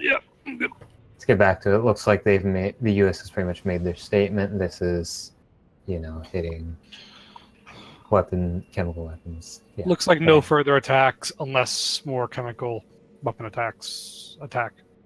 It looks like that for now, yeah. And no responses from the Russians. So, okay, yeah, let's get back to what we're doing. That's because the Russians are a bunch of scaredy cats. We'll see what happens later Alright. tonight. So, Okay, yeah. yeah, hold on. I gotta navigate back here. I was going through images. I'm trying to make a slideshow here.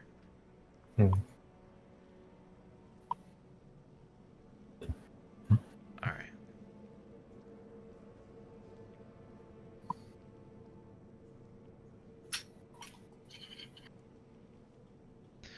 Alright, so you guys awake the next morning. Felix, a little groggy, but not terrible. And yeah, and I suppose the morning is yours. You have not been fetched yet.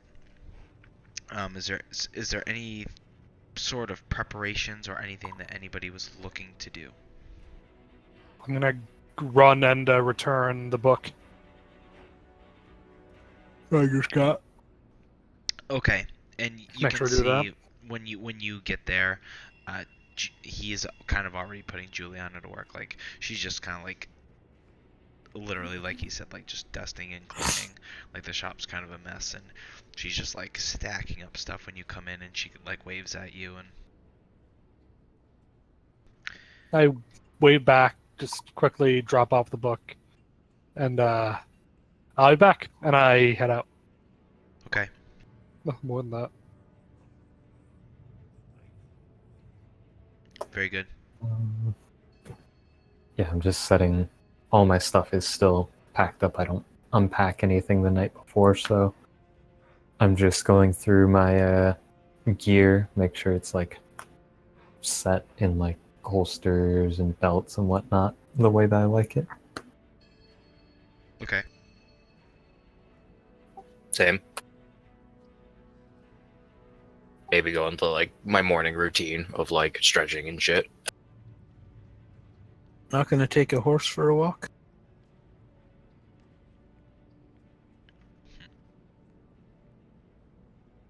Okay. So, yeah, you all are summoned to Mr. Augusto's office. Belgarian. Yep. You and not all, but some of like the more elite of the guard um, are called upon by Mr. Durrell, who he's like the guard's head honcho.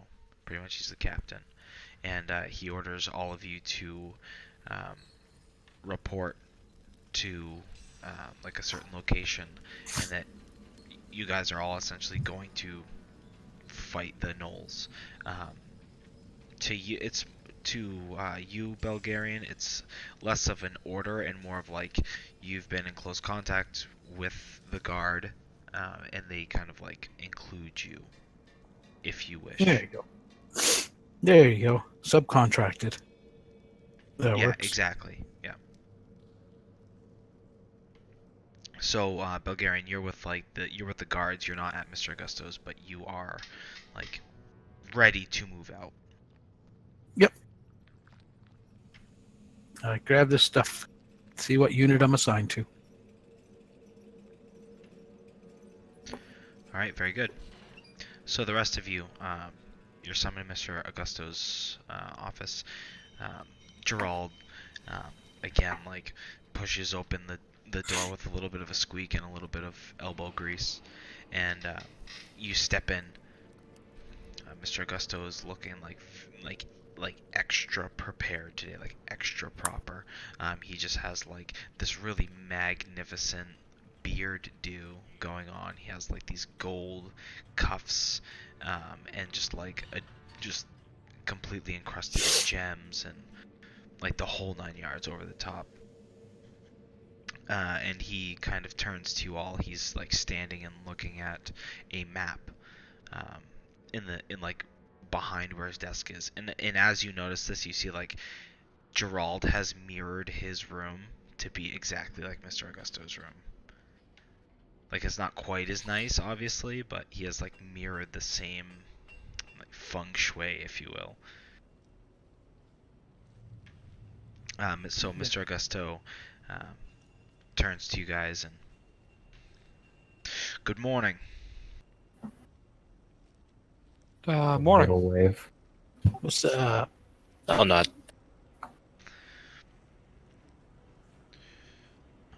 We have gotten word to our compatriots in Fort Vignan, as well as St. Abbey. I believe we're ready to move out.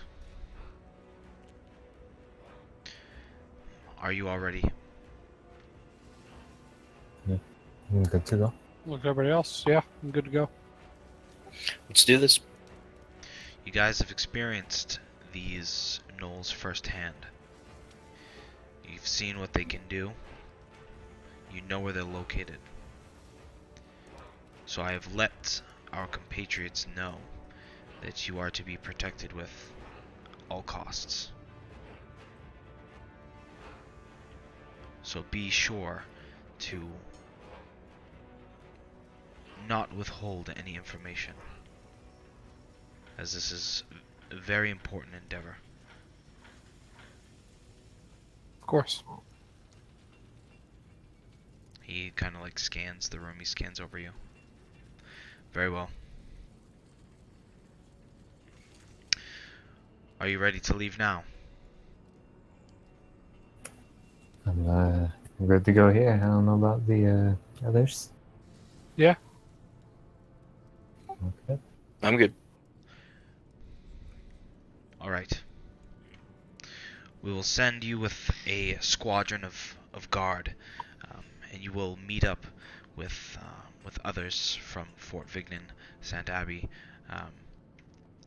just south of Fort Vignan, kind of in the middle of the three cities, if you will. And he points to a spot on the map. It's like right here. Okay.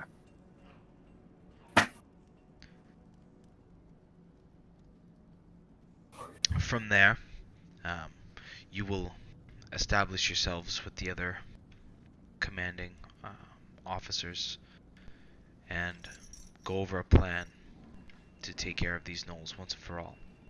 Again, you do have first-hand knowledge.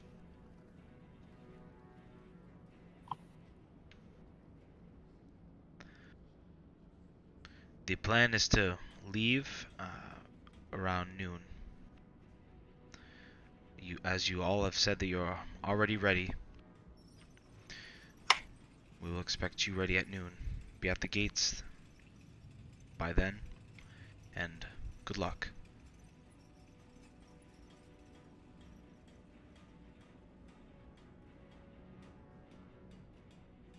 Okay. So let's have a good breakfast and you're ready to go.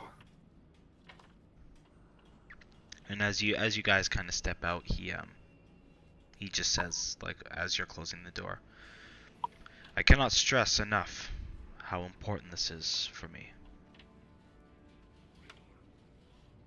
Please do not fail.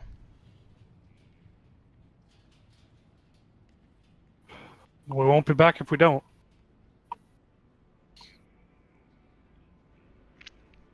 Okay. So you Is he guys, willing to offer up any like items that may be of use, like magical in nature, or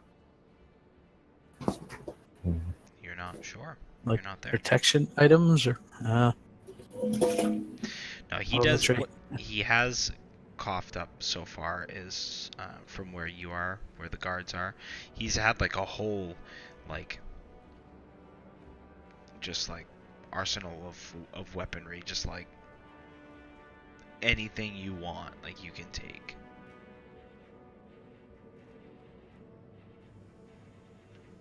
As far as normal gear goes. Yeah, as far as like normal gear goes, like he's got Hmm. like a bunch of stuff just stock.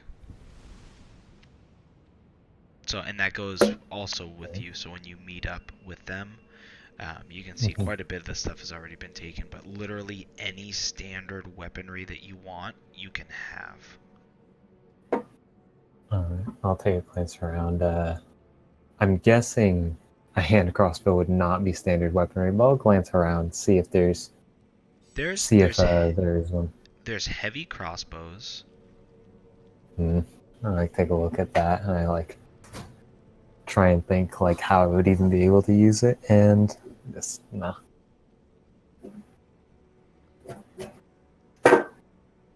It's like I've practiced with light crossbows, but probably gonna want some practice with one of those before I use those. So in terms of what he has there for armor, he has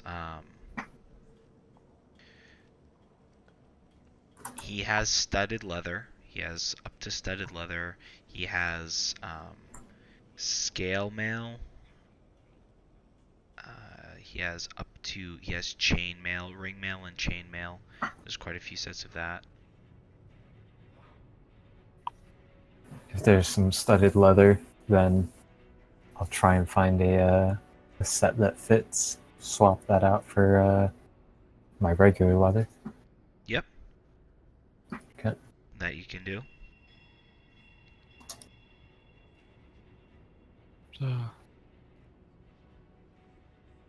The D&D equivalent of a boss fountain. Yeah, I mean, like, this is like stock ready to go. Like, he Yeah, just has the yeah. like. There's literally how he has it set up is there are like carts where this stuff has been carted out, and it's like a big free for all. Like, people are just like taking whatever they can. That's like most protective. You see like this one scrawny dude that has like splint armor on. It's like clearly like taken from the pile. It's like super shiny. Like he's just kind of like looking around.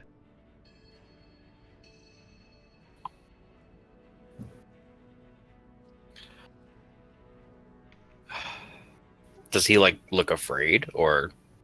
Oh, he looks kind of like he's like scrappy almost. I guess is a good way to put it. But like he's not very built. Like he's not like super beefcake. Like even like in the armor, like it's kind of like you can tell like it's already like wearing him down a little bit.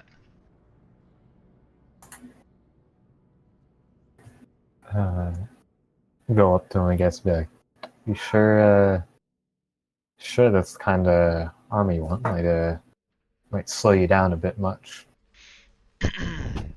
Yep. Nope. This is yeah, and he like just like puffs up his chest and whatnot. He kind of like bangs on his chest. And, this is good enough for me. Sure, you don't want some. I don't know. I like glance back over there. It's maybe just something a bit a bit lighter. Some ringmail maybe. Ringmail might be good. Yep. Yep. Maybe just take a breastplate, even. Go for it. Go for it. No, I'm good. no, I'm saying for you, bud. I'm just saying, might be for the best. Ah, You say so. don't worry about it. I'm good. If you say so, bud. Don't say I didn't warn you. As he But, does that, he's kind of like fumbly adjusting. Like he's got like a bunch of weapons on his belt too. Like just like he just took like this fucker just took like as much stuff as he could. Oh, I was gonna say, is this guy? He's not fighting. He's pawning. Like, is that pretty obvious?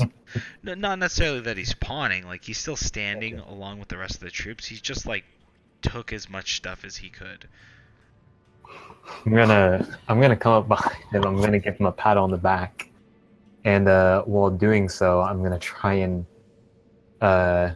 since it's such heavy armor, hopefully you won't notice. I'll try and pull one or two of the straps, see if I can get it to fall off them. See if that'll convince them to stop wearing it. But You gotta save some of those for the actual combat, man. I'm sorry, man. I don't know where these rules were back when Alan was around. Yeah. Yeah. Okay. Yeah. So as you push him, it's not hard to get him to go off balance. You kind of like oh, and then as you kind of like quickly and you undo like a couple of the latches, it doesn't come off all the way, but like how you've done it, it like tilts to one side and he's like off balance and he's kind of like top heavy. You know what I mean? So he like fumbles and rolls to the ground as like his like whole right flank is like exposed.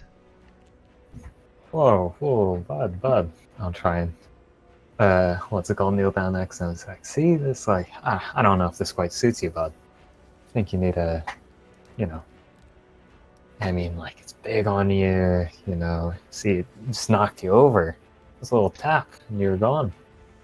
Think you definitely be better suited with something that's a bit closer fitting for you. A bit lighter too. Here, look at what I'm wearing. See, side leather looks nice. Let me show you where the other Yeah. sets of this are. Yeah, I see that. It's a nimble.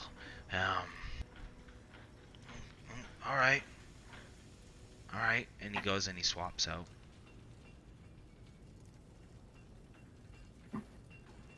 Okay, there you go. It's much better for you. Stick to things that are easiest to move in. You never want your armor to hamper you too much unless you want to be constantly getting hit with it. Yeah, I see where you're going there. Okay. And he's just like, at this point now that has this armor on, he's like trying to be like super slick, like ninja, and he like pulls out like one of his knives. It's like, oh, and he's like, just like doing all these like showy moves that have no ounce of skill behind them. Okay, yeah. Do your best, bud, okay? See you out there. Give him another pat on the back, this time not pushing him to the ground or undoing his straps. All right. So there's also a set of splint armor if anybody cares to use it. Yeah, I'm good. Yeah, I don't think can anybody even use heavy armor here now? Nope. Nope. Not me. I don't even know. Can I even use medium armor? Forget. No. As a rogue, you don't. You might be I don't able think to, so. but you definitely don't want to. Yeah, hang on. Let me. Maybe I'm it's just gonna be better curious now, studying. but I don't think so. I don't believe you get it. What's your dex mod? Dex mod 3. So I think I was looking at this medium might be before. worth it, but Yeah, I don't- you get light armor anyway as a rogue. You don't get medium. Yeah. Okay, that's Yeah. what I got. And I'm probably gonna multi-class into warrior at one point for just a single level of it. That's eventually, but yeah, no, I'm probably gonna stick to the studded leather forever, pretty much.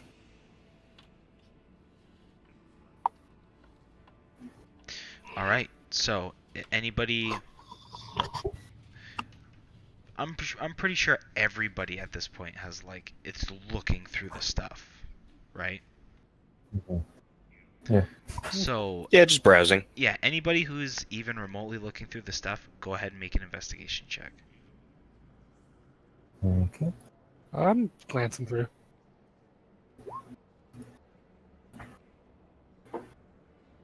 God, okay. Wow. You could Oh, be you rolling just like got a the bunch eye. of nat ones once you get into combat. Radio, You'd be you tripping over your own feet. you notice a couple of items that seem to be like just bad, like of better quality. Let's put it that way. Like they just seem to be like Okay. finer. Um, you do see that there is a longsword that appears to be like a finer make. There also appears to be, because as you're like going back over all this stuff, like as he throws off the plate, you see that there is a set of armor, studded leather armor that appears to be like of really good quality. So it's like midnight black, like oiled, like it stands out, but it was underneath a bunch of stuff, and you didn't notice it until like the pile had been whittled down a few extra minutes while going back and forth with this guy. So you see that, and you also see just a really nice looking quarterstaff. It's just like has like I'm trying to think what you call it, like it has almost like a steel ball at the end, but like it's not like big. It's just like weighted. It's just a bit, yeah, it's just like an end cap, like a weighted end cap to it. Yeah, pretty much. It's like a bow staff with weighted end caps. Okay, then, yeah, seeing that, I mean, I'm gonna immediately grab that leather armor. I'm gonna call over to, Felix and, Aladin, or Kaladin. Be like, yeah, if you guys want... There's actively people digging through this pile. When you Yeah, when you pick kinda... up the armor, like a guy's like, "Hey, I was gonna grab that." I don't think so, bud. You can have this one I'm wearing. Yeah, you take it off and you throw it at me. And he like, grumpily throws on his. What's it called? Yeah. And, while that's happening, I'm gonna, like, look at the sword. I don't remember, does Kaladin use a staff? I wasn't here last time. Nah, I'm more of a fist guy, and I have some other stuff, but has yet to be revealed. Alright. Well then, yeah, I'll like take a glance at a staff. Like that's not my type of thing. And the sword doesn't seem like it'd be either of y'all's thing either. So I'll just leave those for now, since I don't need them. But I'll take that leather armor. Okay, very good. Does Felix use staffs at all? Just for, I don't know, for Oh wait. the fuck of it? Oh fuck it. Fuck it. I'm taking the staff. I can use them. I mean, yeah, I guess I'm like hefting them around and whatnot. Like, I mean, I'll like hold them out towards you guys. Like, you want these? I'll shrug and take the staff. Yeah, if I run out of spells. Someone Okay. gets in my face. Sure. Yeah, if neither of y'all want the sword, I'll like wave it at you two for a bit, shrug my shoulders, and just put it back into the pile. Maybe our new friend will want the sword for reasons. Who knows? Maybe you guys see him. Yeah, it takes you a few minutes, but once you're like, oh yeah, I wonder if he's here. He's here. Yeah, you see him like at the very front of the pack, pretty much. The Not looting. at where the card looting. is, but like ready to go. I just pulled out some studded leather and I'm ready. I'm ready. I'm ready.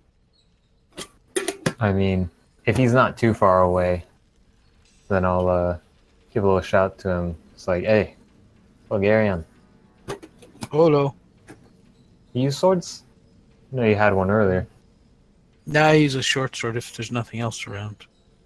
Okay, never mind then. There's a nice one over here.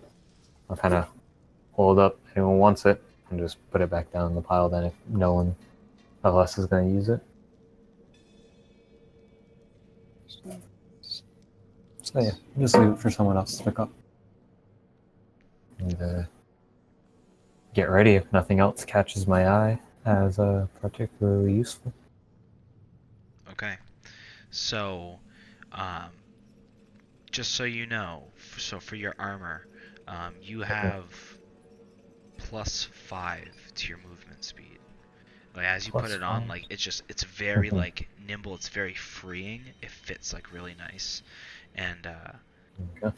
yeah, without sacrifice to armor, it just like you feel like you could move quicker in this.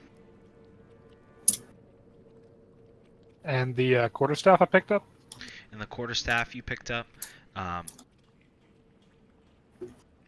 trying to think. Like I'm tying like who your character is to it. Give me a second here. So, okay, all right. So you notice that the ends are just made from like these end caps are like they're fairly heavy actually. They're just made from like what looks to be maybe like cast iron or something. Like it's not your standard steel. And yeah, again, it's fairly heavy. Yeah, you feel like you may be able to. I'm trying to think how to put it. Like, if you swing it just right, you may be able to do extra damage with it. Just the way that it's weighted on the ends. Okay.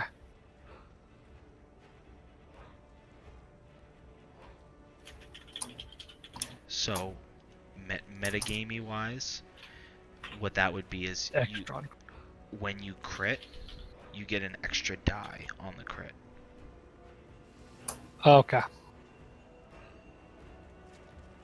And then also it is considered like a cold iron weapon because of the ends. Okay. I'll take it. Okay. All right. And then I believe so. That's it. We're good. So you guys go through that. Also, I forgot to mention. So Oliver, you notice too, like this set of armor, it has like a lot of compartments in it, like a lot. Inside, like all on the inside, like there's like a million little places to hide shit.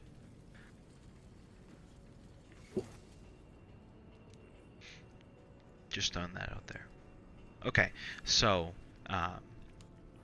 as everybody begins to come together, you see there's probably about 60 or 70 people here,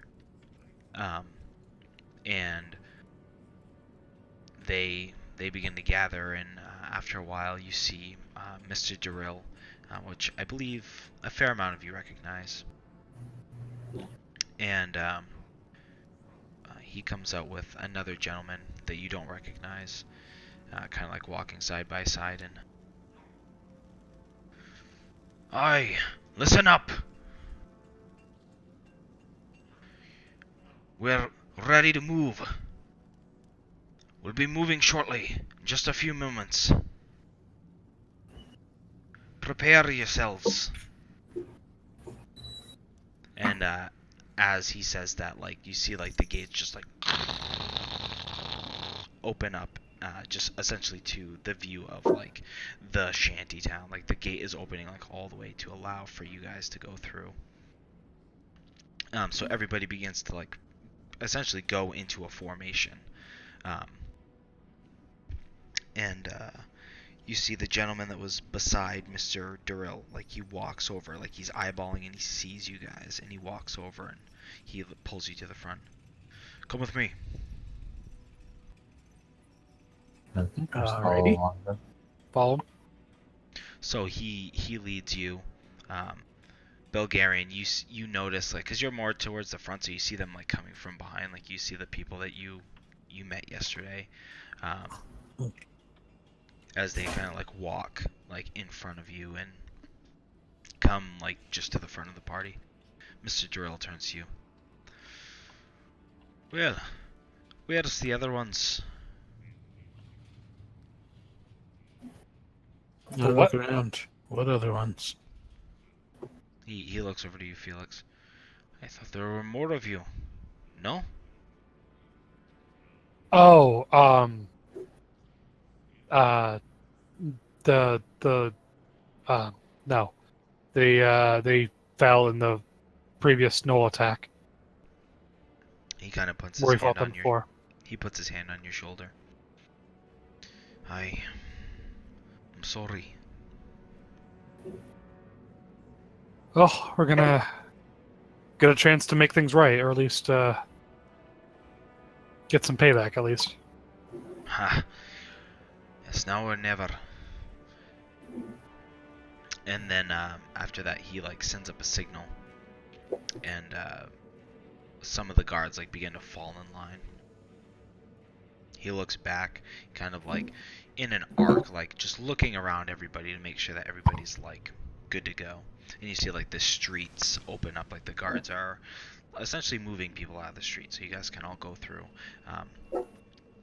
The wooden gates begin to open as well as you guys head off. You guys begin It's to a march. parade. You see quite a few people in the slums are just like, they're just like looking like they're not really sure what's going on. So there's like a line of guards, and people like start rushing to see what's going on, and it's kind of like they're, you know, the human barricades, like making sure people don't get in your way. But yeah, you guys head out of the town. Mhm. So 1, 2, 3, 4. 1, 2, 3, 4. So you can meet up. 1, 2, 3, 4. And we'll say they left early. Okay. So go ahead. There's 4 people, right? Yeah, 4 of us. Okay. So, yeah, go ahead and each one of you go ahead and roll a d6.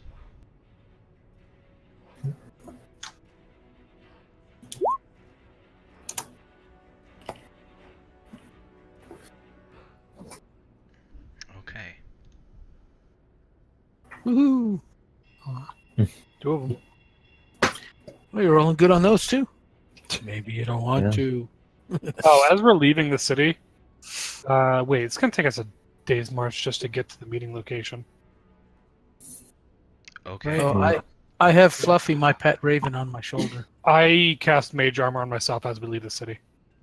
How long does it last? 8 hours. 8 hours. Okay. So, yeah. So you guys notice some tracks. Like you get to this point, and you guys notice the tracks of like some sort of large animal. It doesn't appear to be Knoll, but like one of the scouts points it out, and they essentially disregard it. Like this is not like what we're going for. You It's guys. not the droid we're looking for. Pretty much. So you guys go ahead and meet here.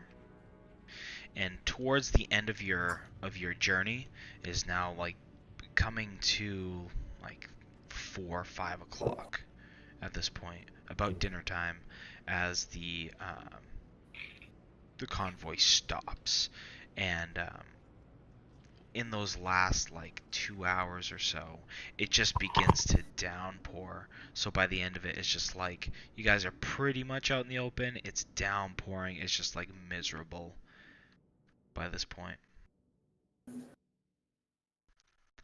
Hmm. So everybody stops, and you see there's just like a rush as people are like setting up tents and whatnot. Um, Go ahead and make a Constitution check, you guys. Well, doesn't matter to me. Con save or con check? Come check. Whap whap. Technically, we'll call it a Constitution save. Okay. Well, that's good.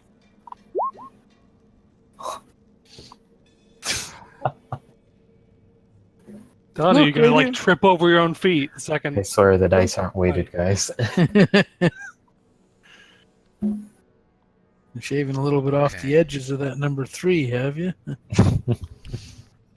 Well, to be fair, Ed, it's the same bonus.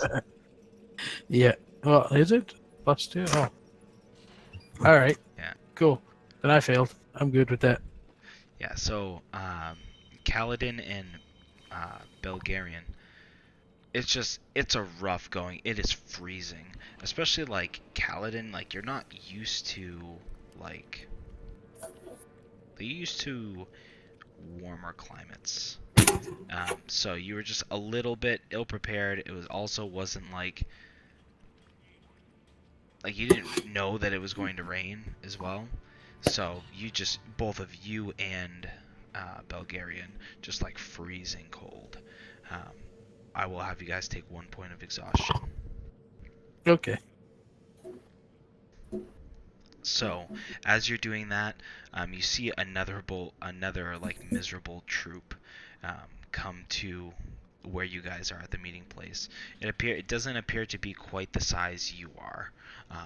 It's hard to tell like exactly how many unless you're like got a piece of paper and you're tallying them all off. But yeah, another party does show up and you guys combine camp at this point. Several hours later,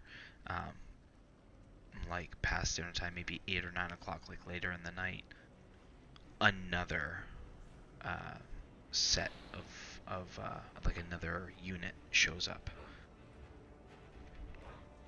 and they essentially congeal the leaders of the war parties together into like one giant tent, and they call you in. I didn't know, because in that time there's like a couple hour leeway. I don't know if you guys were hoping to do anything in between that. To try. I mean, if there's anyone, there's a bunch of guards and soldiers hanging around. If anyone's doing some gambling, I guess I'll go over there, participate. Yeah, it takes a little bit for them to set up, but yeah, sure enough, I mean, especially with this many people, you're sure to find some.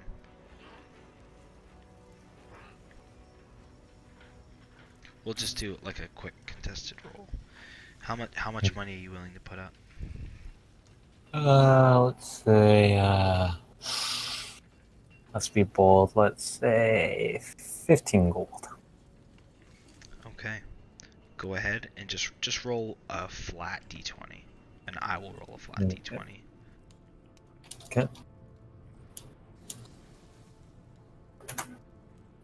Okay. So Damn. you just like barely by the skin of your teeth, you win the first one, and then you lose a few, and you're like almost out, but then like at the last minute you're just like fuck it, like I'm all in. Just barely pull through, and you earn 15 gold. Nice.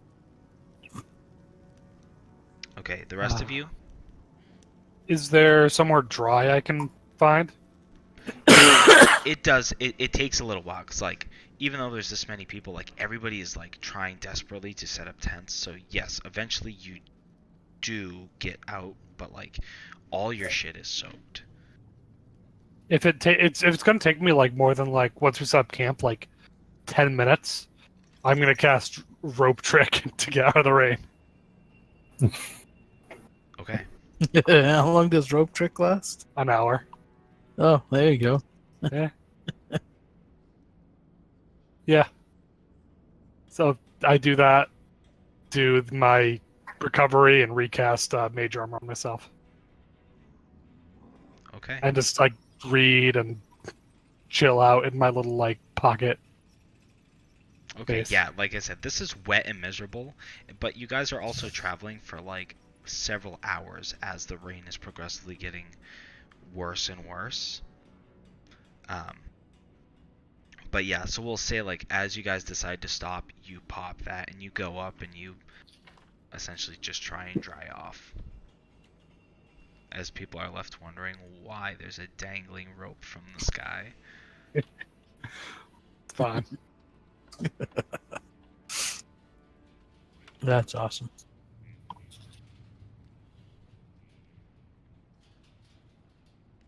It's a fun one.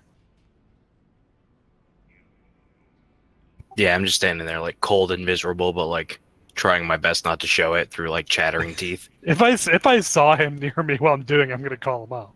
Yeah, you can also Yeah, pull the rope up so that people don't see it if you want to. I don't care. Yeah, Kaladin, I peek out from the extra dimensional space. Climb up here. It's dry up here.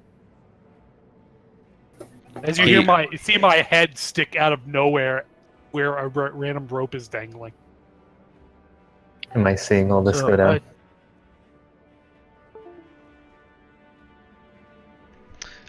I would say no because you're like gambling. Okay.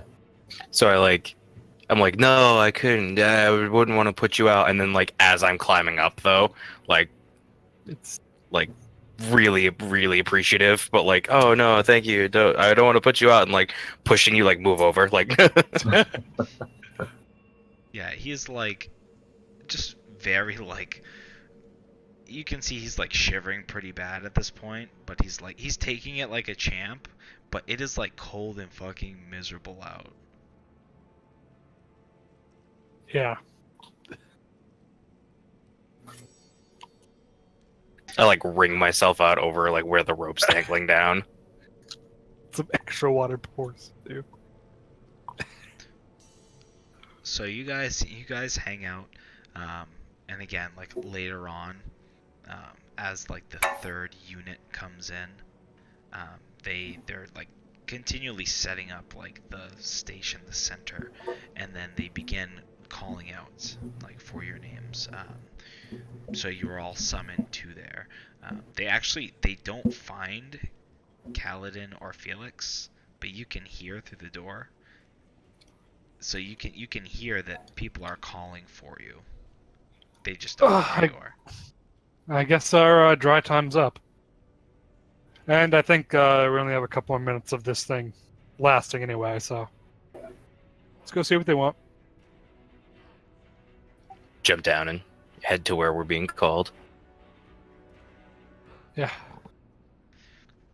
So you guys all arrive. Kaladin and Felix, you're like the last ones there. The rest of you are all waiting. And as you approach, you see the gentleman that was with Mr. Durrell, and then a couple of other gentlemen. There's actually one female, but they all appear to be like people of rank for sure. You can just tell by their stature and like the kind of equipment they have and whatnot. And they're essentially all around a big war table, just like talking back and forth how they're going to do everything. Yes. Bring them in. And one of the person that was next to Mr. Durrell, he waves you guys forward. This way.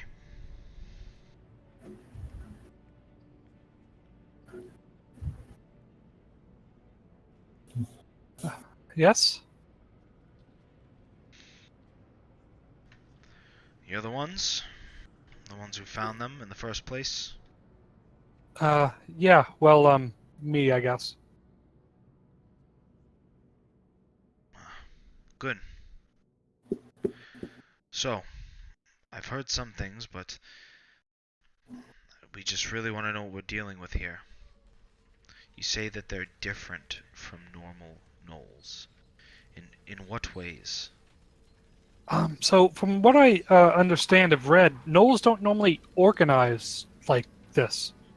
Um, they're normally small bands, but nothing of this size.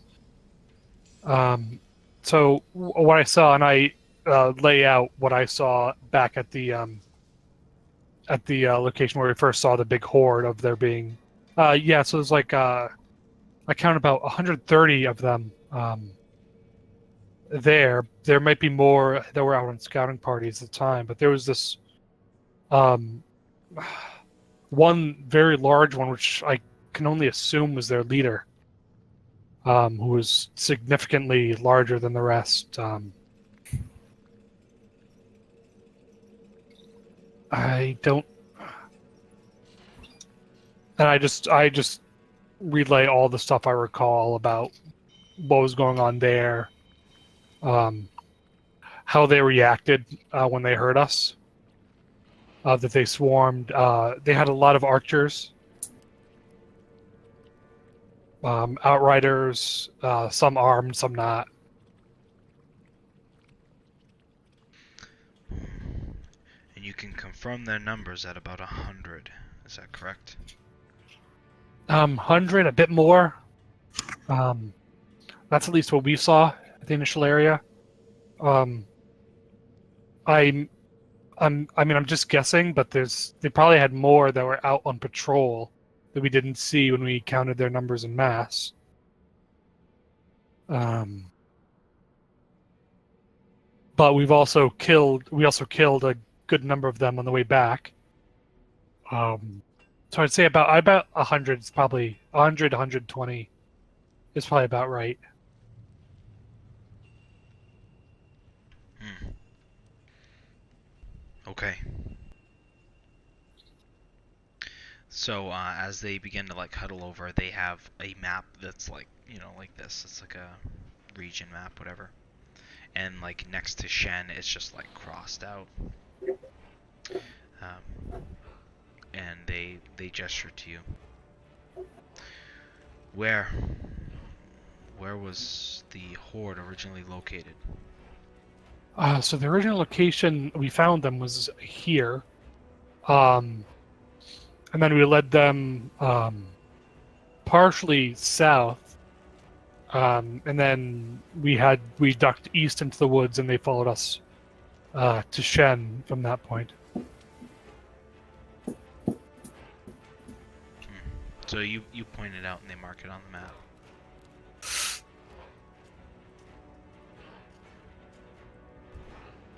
Very good.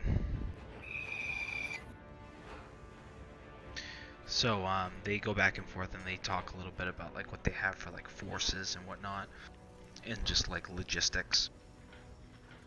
And they turn to you. What was your name? Felix. Felix. Is there any tactics that you've seen that have worked on these creatures besides the normal? Specific tactics against them. Hit and run. Keep the outriders out. Deal with the outriders before the main pack hits. Pull them away from the main group.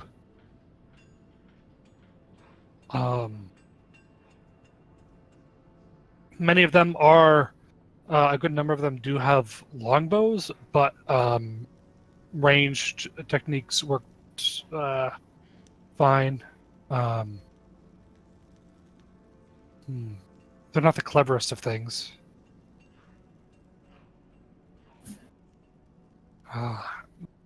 Not so sure beyond that.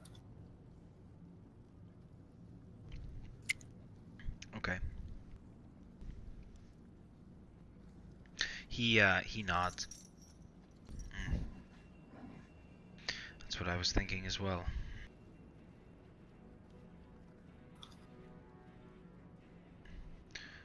So I'm wondering in what way we could lure them.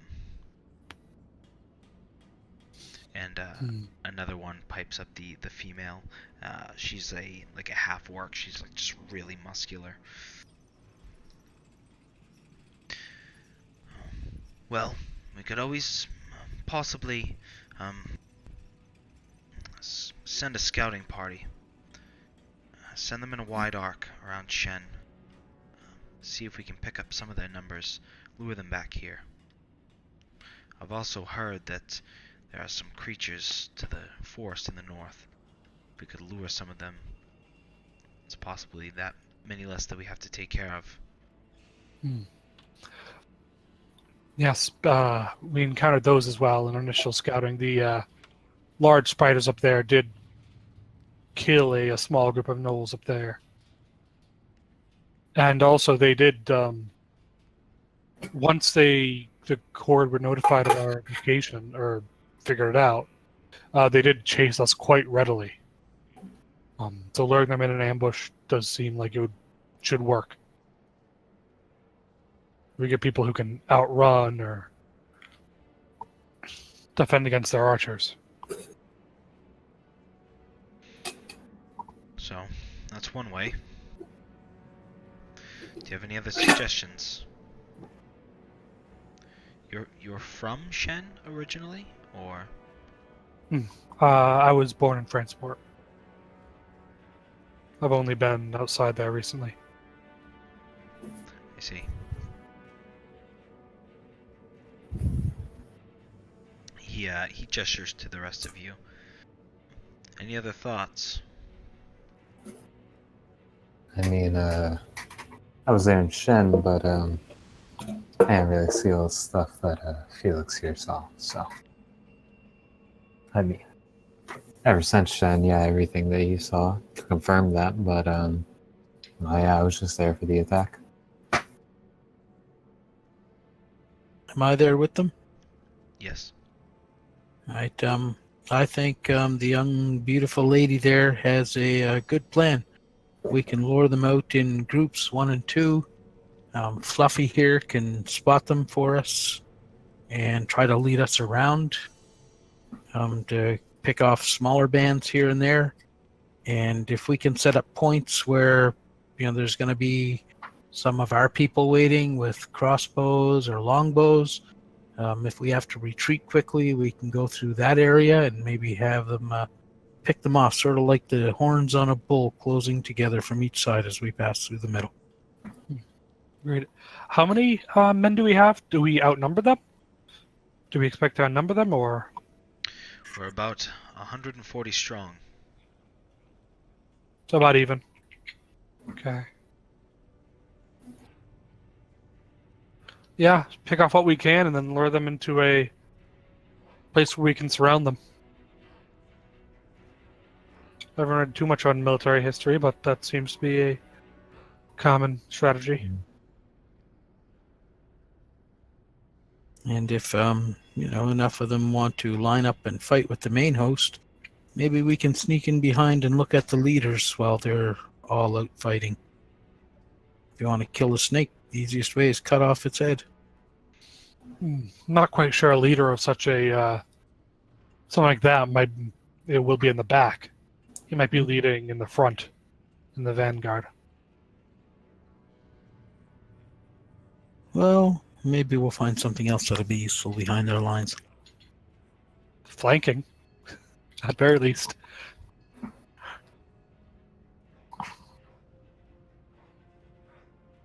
That's all I got. All good plans. I'm thinking what we do is in the morning, send a scouting party to Shen. See if they're still picking through what remains. And he kind of like says that with a bit of distaste.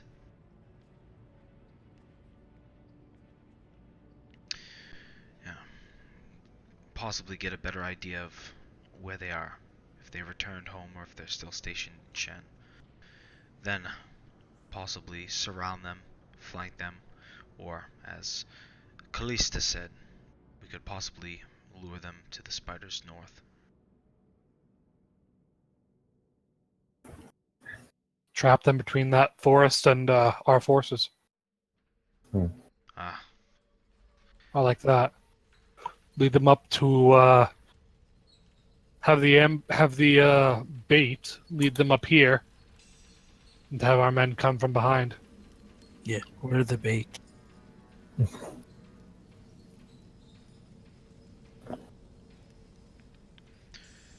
well, as I don't believe any of our men are from Shen, and you were there, would you like to take up the scouting party? We could send other men with you if you wish, but I believe possibly the smaller the force, the better. Yes, that seems acceptable. Anyone Yeah, I can get good at behind being that. quiet? Yeah, I can sneak ahead a bit. You know, get a bit of an eye on how the situation is back in the town.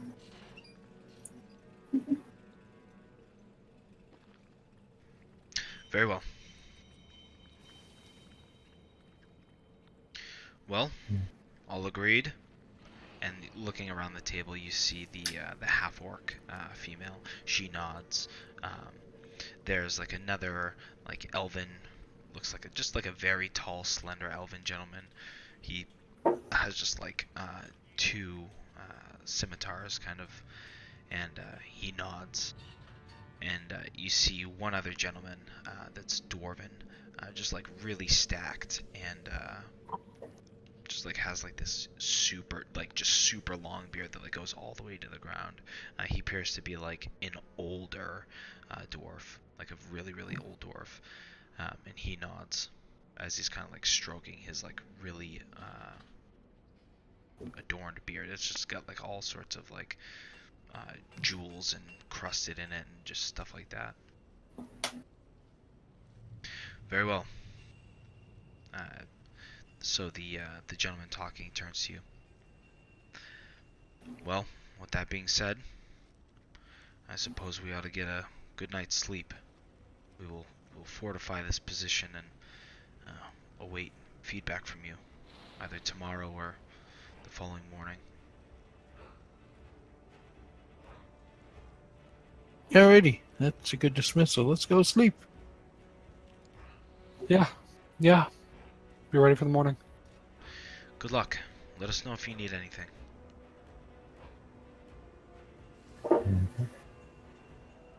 And as you leave, you see like they're still kind of like bickering amongst themselves.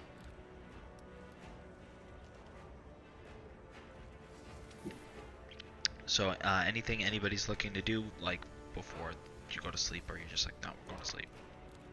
No, go and sleep. Sleep.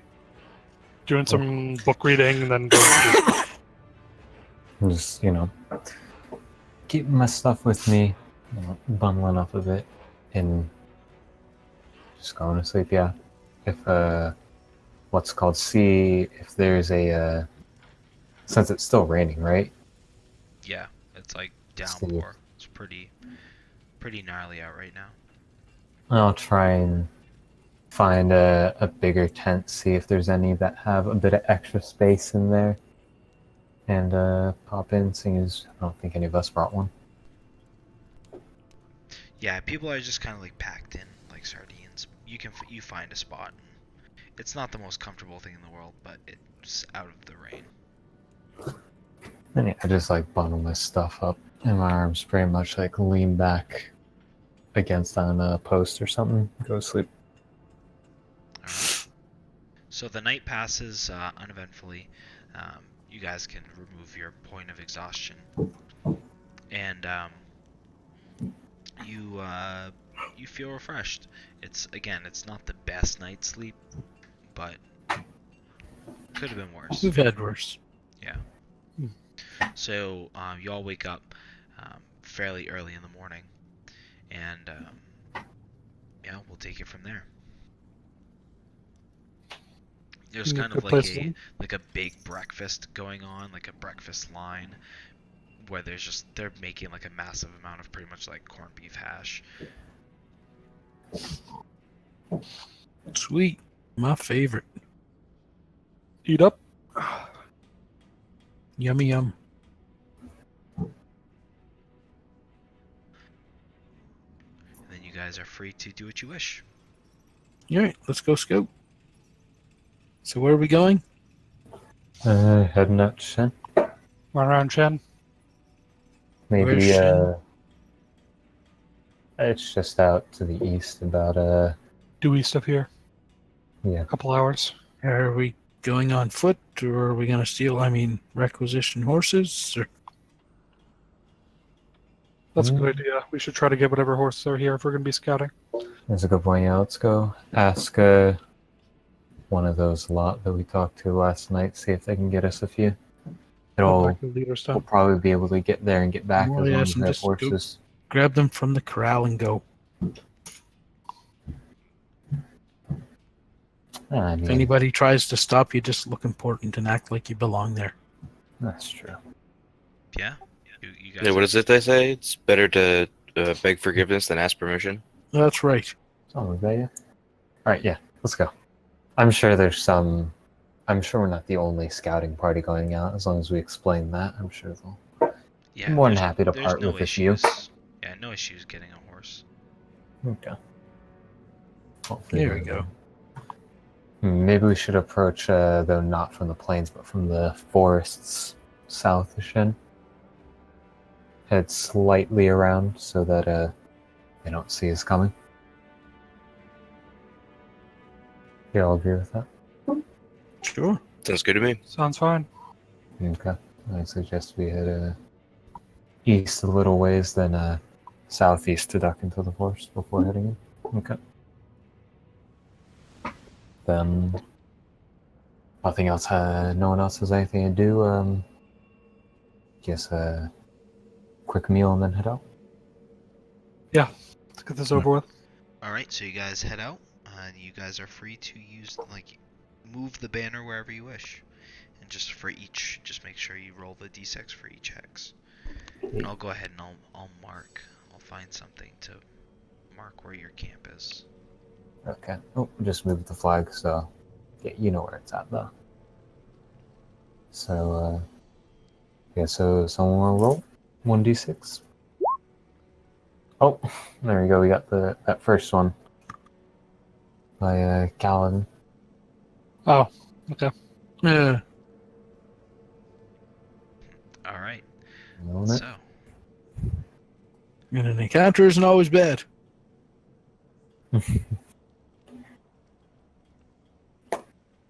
Kind of when you're looking for a fight is Yeah, but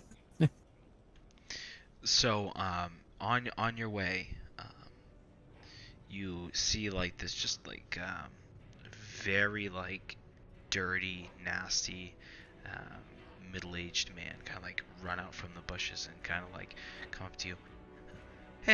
Hail, strangers! What? What do you want? Food. Do you have anything? Please. how far are we away from the camp? Oh, Maybe like 6 miles. Yeah, each hex is 6 miles. hey, if you, I'll just point on it. It's like go like a couple of like an hour or two of that direction west. There's a camp over there. I'll give you some food. Can't miss it. He like bows low and thank you. Alright. Let's wave the guy off and then get going again. As you leave, he's. Wait. You're not going to Shen, are you? Yeah, we are. What's up? In that What's up? direction. What's over there? You know what's over there? I came from there. Alright, you wanna... I've been What have you living- seen? I've been living in the wood Since and outside for the last couple of days. there's nothing. There's nothing left. Yeah, we were there too during the attack, but this army off. That's where we're sending you. There's an army. They're gonna come deal with them. The Knolls, are they still there in Shen? When's the last time you saw them? I haven't been in Shen since yesterday, but they were still there when I left. Um, I don't know what to say. It was strange. They began dragging people back into the forest in droves, as many as they could find. Which direction? Possibly to the and he has like a small, like, rickety, shitty old compass, and he like picks it out. I think to the east, maybe northeast. Okay, thank you. That helps. Is there anything else you can think of note that would help us to deal with them? It was also strange. What I've heard of these things, they're like beasts, but it was weird. They didn't act that way. Like I said, they began to communicate with each other and pull people into the forest, and it was strange. They began to take, plunder the city in a way that I don't think a beast would. What kind of things are you taking? Just everything? Valuables or anything in particular? I didn't get a good look, to be honest with you, but Hmm. it seemed like they took anything they could. There were valuables. I saw some weapons. They actually looted the bodies of people who had fallen. Okay. I understand the weapons, but what could they do with valuables? Maybe something to do with that freaky cave thing you were talking about. Thinking that's not. Thinking whatever's there is not natural. Guess we're gonna find out though. Might as well keep going. Yeah. Yeah. Thank you, sir. You'll find food back at that camp. We have to keep moving. He bows low. Thank you. And begins just dashing off towards the direction you point him in. Okay. Well, So yeah, you guys can go. You can move one more, because Felix rolled a 3. And then you have one more in Shen. okay, so we're still doing the Right, or Head it into depends. the- Whatever. So you have one hex that you can move, and you're already Yeah. good because you already rolled. And then whether you're going in an arc around to Shen from the forest, or if you're going straight through, it's up to you guys. However you want to do it. yeah. Do you guys still want to do the arc through the south? I'm thinking the horses may not be great in the woods. Or as Hmm, good. I guess that's true. I mean, yeah. I was figuring we could leave the horses in the woods, and then approach Shen on foot.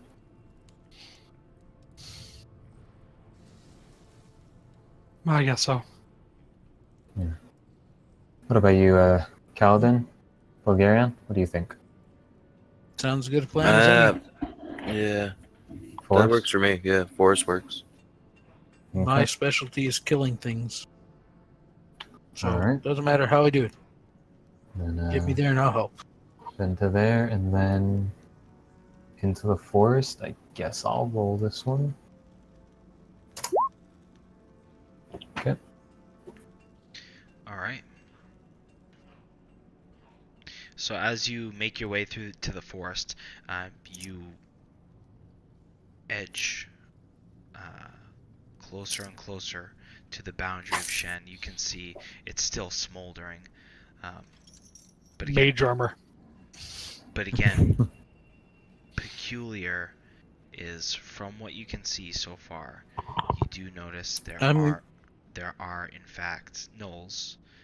There's not like a huge amount of them. You actually see the most of what is left here are those like undead creatures that are just seemingly just aimlessly like wandering through.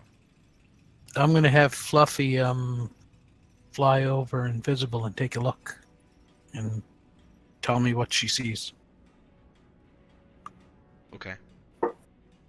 So she takes a look. She like does like a big circle around the town and comes back.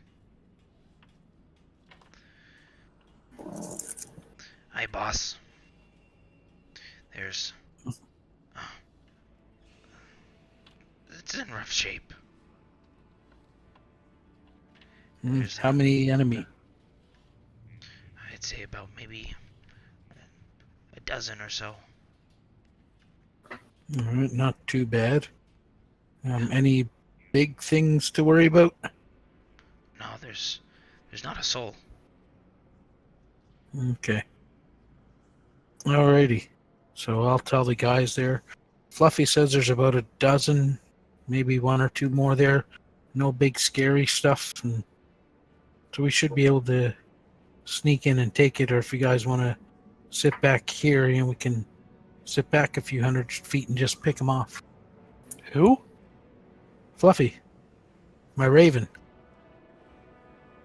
Yeah, like did we hear Fluffy's voice during that, or was that just a? No, that was No? Okay. telepathic.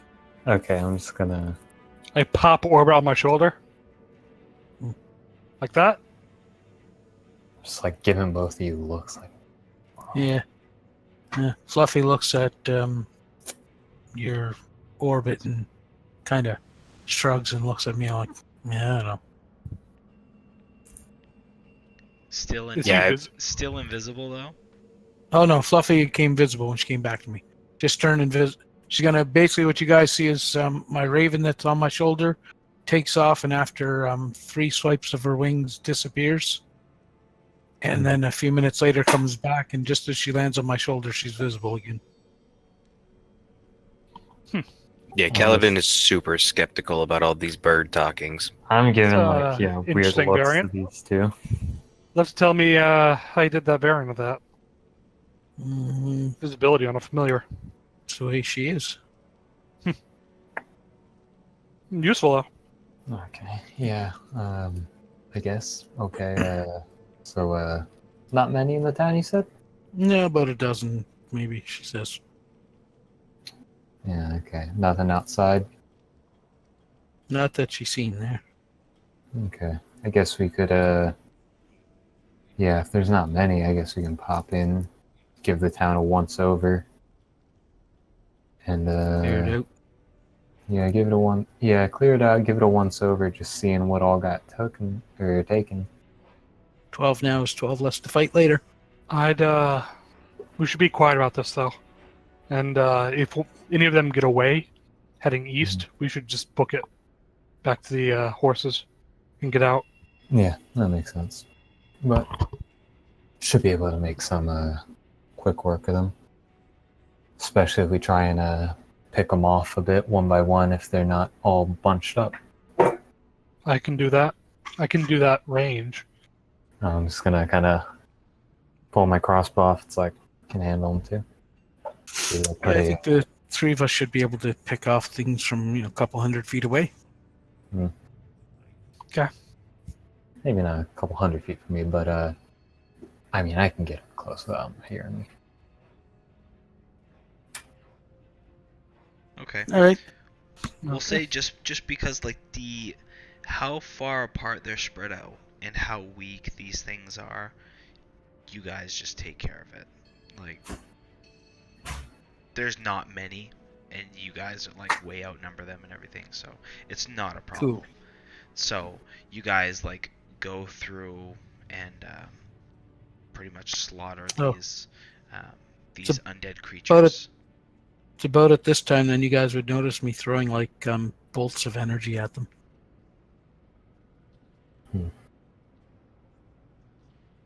Quite a. I mean, do I recognize that's not normal arcane magic? Make Or an Arcana check. It's also hard because there's like a lot of different kinds of magic. So, um, like I might just recognize it as necromantic or something, but yeah, yeah, exactly. So you It's a, recognize it as like it's a necromantic, force yeah. bolt. But No, it's just a force bolt. It's not necromancy. It's just an what is evocation. is It's it? Oh, it eldritch. is evocation. is it Yeah, it's evocation? eldritch bolt. Is he what? Okay. So you recognize it as evocation, but it doesn't seem like strange. And plus, you also know like there's a million ways to like manifest magic. Okay.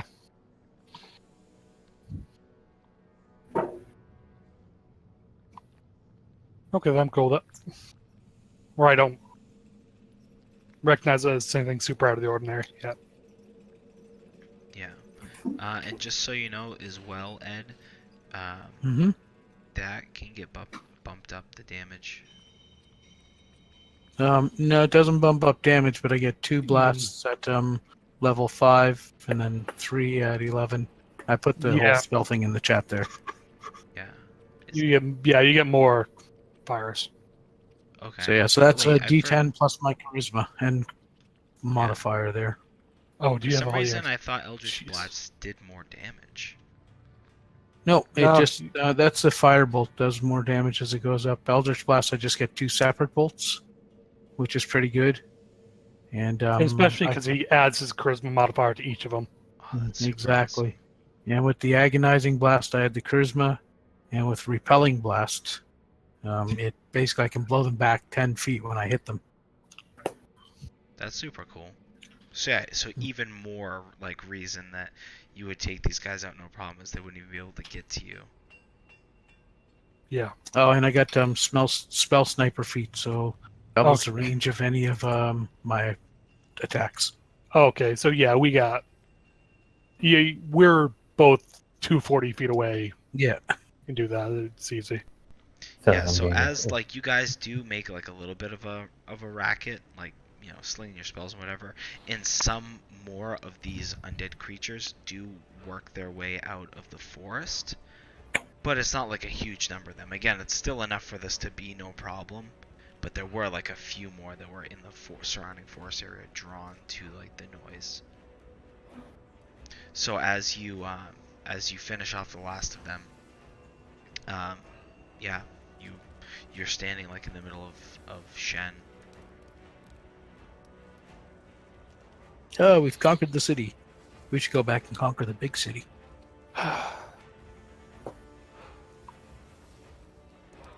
Kidding.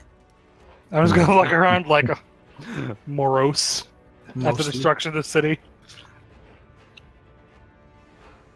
All right, I send Fluffy out to fly around and let us know if anything's coming or if she can find another pocket around here somewhere that we can sneak up on. Well, while that's happening, I'm gonna kind of just poke around all the ruins, see if there's anything I notice out of ordinary in what they took, see if there's anything out of ordinary done to bodies, if there's still bodies around or not. So go ahead and make an investigation check.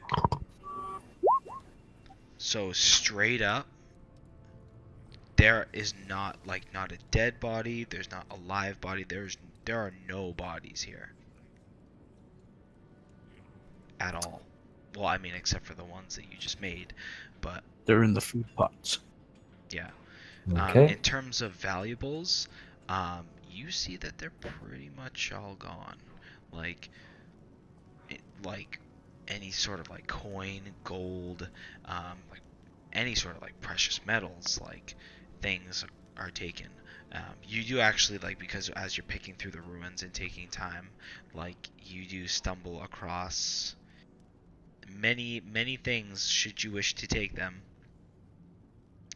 Because there are still many stones left unturned here. like a bit of an audit of what those things are that I might be taking? Yeah, yeah. We're gonna go ahead and Mhm. roll. Hey, hold on 1 second.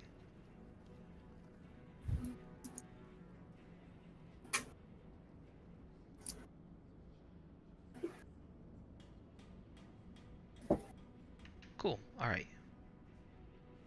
Yeah. So you find 11 rings of various like assorted, like some are like wedding bands, some are like nicer. Mhm.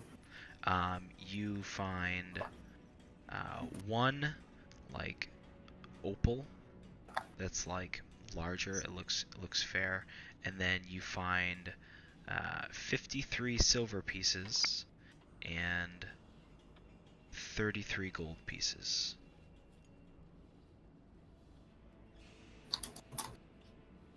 Okay, got that noted down.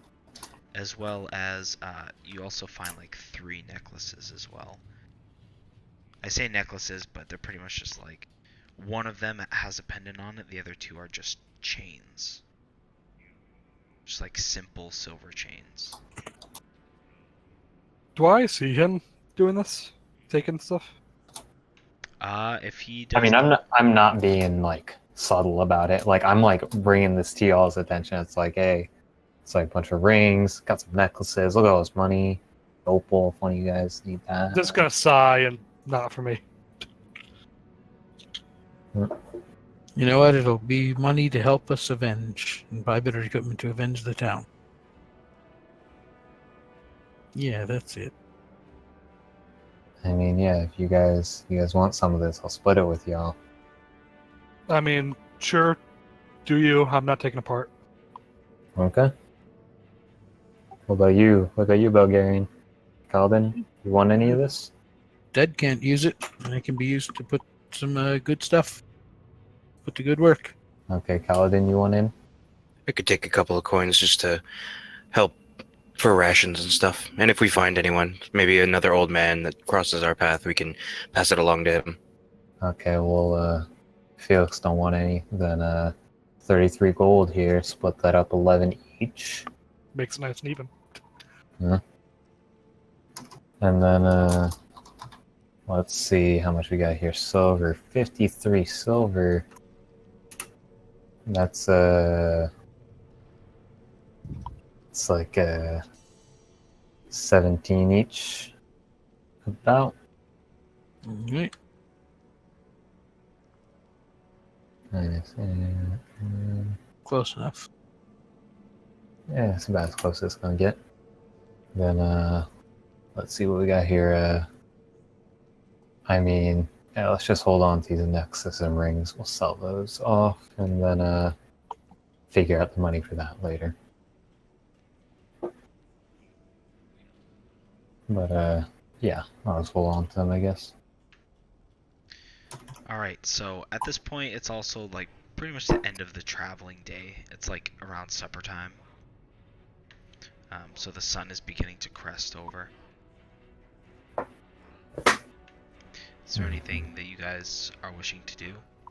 Do you want to camp out in Shen tonight? I think we should No. head back into those woods with the horses, camp out, move as far away from the town as we can out west, and camp then. Yeah, Yeah, that works. Okay. yeah, agreed. Let's make our way. Alright, so yeah, you camp out in the woods. Not right in the open.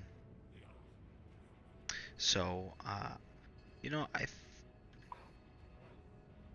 we'll push on. I want to make it so like next time like we can do like the big battle, hopefully. Mm-hmm.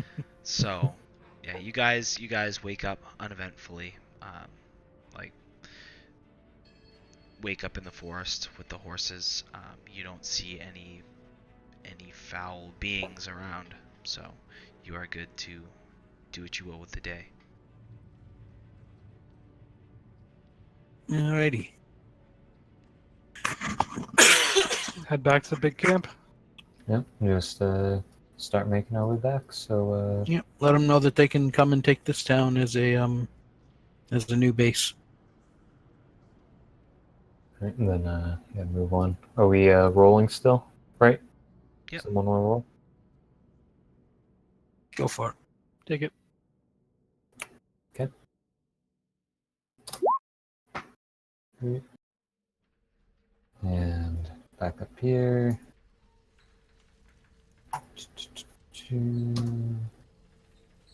Nothing. And then Yeah, you don't have to roll to go to the camp. yeah. Yeah, because it's like, it's protected and whatever. Mhm. Okay, so you get to the camp and let's see, you move 3 spaces. So by the time you get there, it's probably like 2 o'clock or so.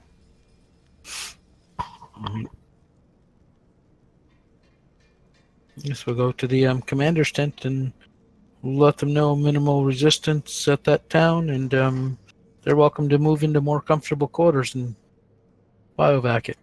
Let them know the Knolls looted the town and took all the bodies eastward.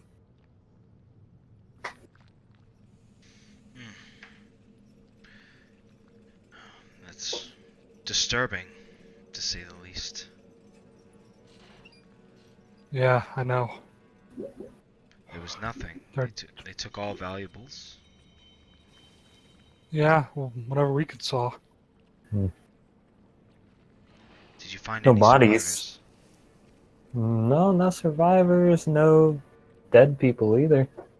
Just empty. Oh wait, did you guys see that guy who came? There's this guy on our way out there yesterday. Ran into him. Just like jumped up the bushes at us, asking for food. We sent him this way. Said he was from Shen. Said he was a survivor. I can't say I've heard of any such man, but You might want to ask possible around somebody the camp. has. I'm sure he made it here, but well, can't keep track of everything. Yeah, he just told us that he didn't really know what was going on. He just said that they were taking stuff, looting the place, weapons, valuables, and whatnot. So it's not like a raiding party or a looting party came in afterwards. That was Knowles took it. But yeah, you might want to ask around this camp or whatever, see if he's still around. Ask your own questions. Very well. It's probably a good idea. We'll send for him. No bodies. So, Yeah, it was weird. So what did you encounter? Was there anything left? There Just a were couple. Just there were about about a dozen of the skeletal ones, the undead. Yeah, freaky little things. Some more of them came out of the woods too. But not that many. It's disturbing. Undead. Freaky. Yeah. Possibly those that have fallen. No, they're gnolls. What? Undead gnolls. Well, perhaps some of the Knolls have fallen. I guess. You said you ran to some of these things before, right? Yeah. Yeah, I don't know. And you can kill them. Oh yeah, quite they easily. Yeah, they kill die. pretty easily. Yeah, it's not too bad. No hassle. Can't say I've ever killed anything that's already been dead.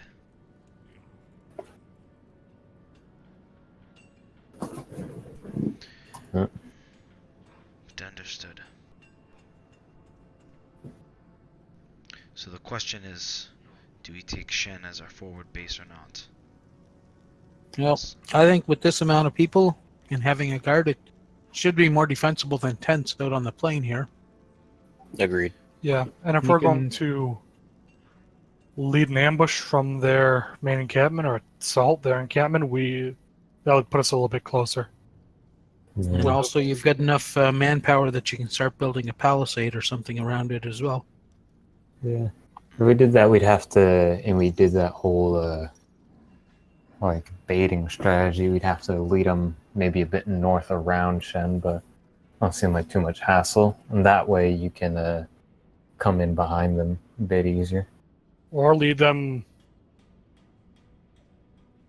back to Shen where we have a armed palisade.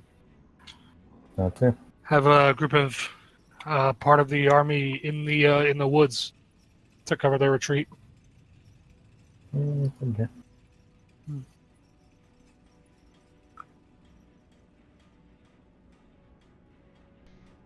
All good ideas. It is risky though. Surrounded on all sides by forest. Against beast-like creatures. He looks to, like the others. Kalisa. Varanus. Catalan. What do you think? As they go around and they nod. It could be risky, but given the size of our force and some of the ideas we've already come up with, I think it's certainly better than out in the open. The dwarf kind of like strokes his beard. I tend to agree.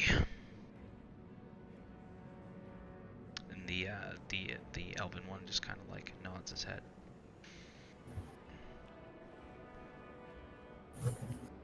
Very well.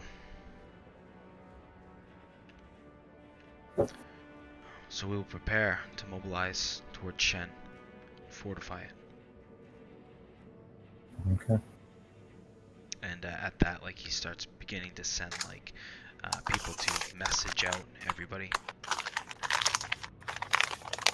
So they begin to break down all the tents. It's kind of like the rest of the day, right? Endeavor, and they begin to like they keep just enough around because obviously like they can't really move until they've torn down pretty much everything. So it's kind of like the next morning. Like they finish tearing everything down and they begin to go. So just go ahead and we'll have you guys roll a d6. We'll just have like 2 people. No, we'll say 3 people. All right.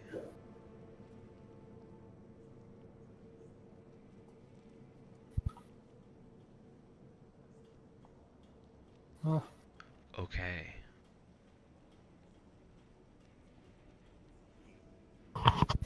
So.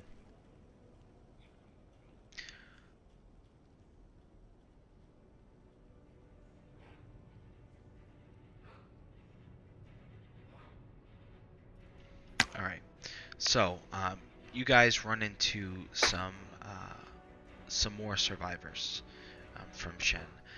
As you pass by, you find like an enclave where they've managed to essentially, like survive. Like there's about 20 or so people that haven't been found yet.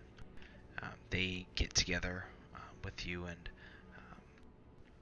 are willing to assist in your endeavor to take back Shen.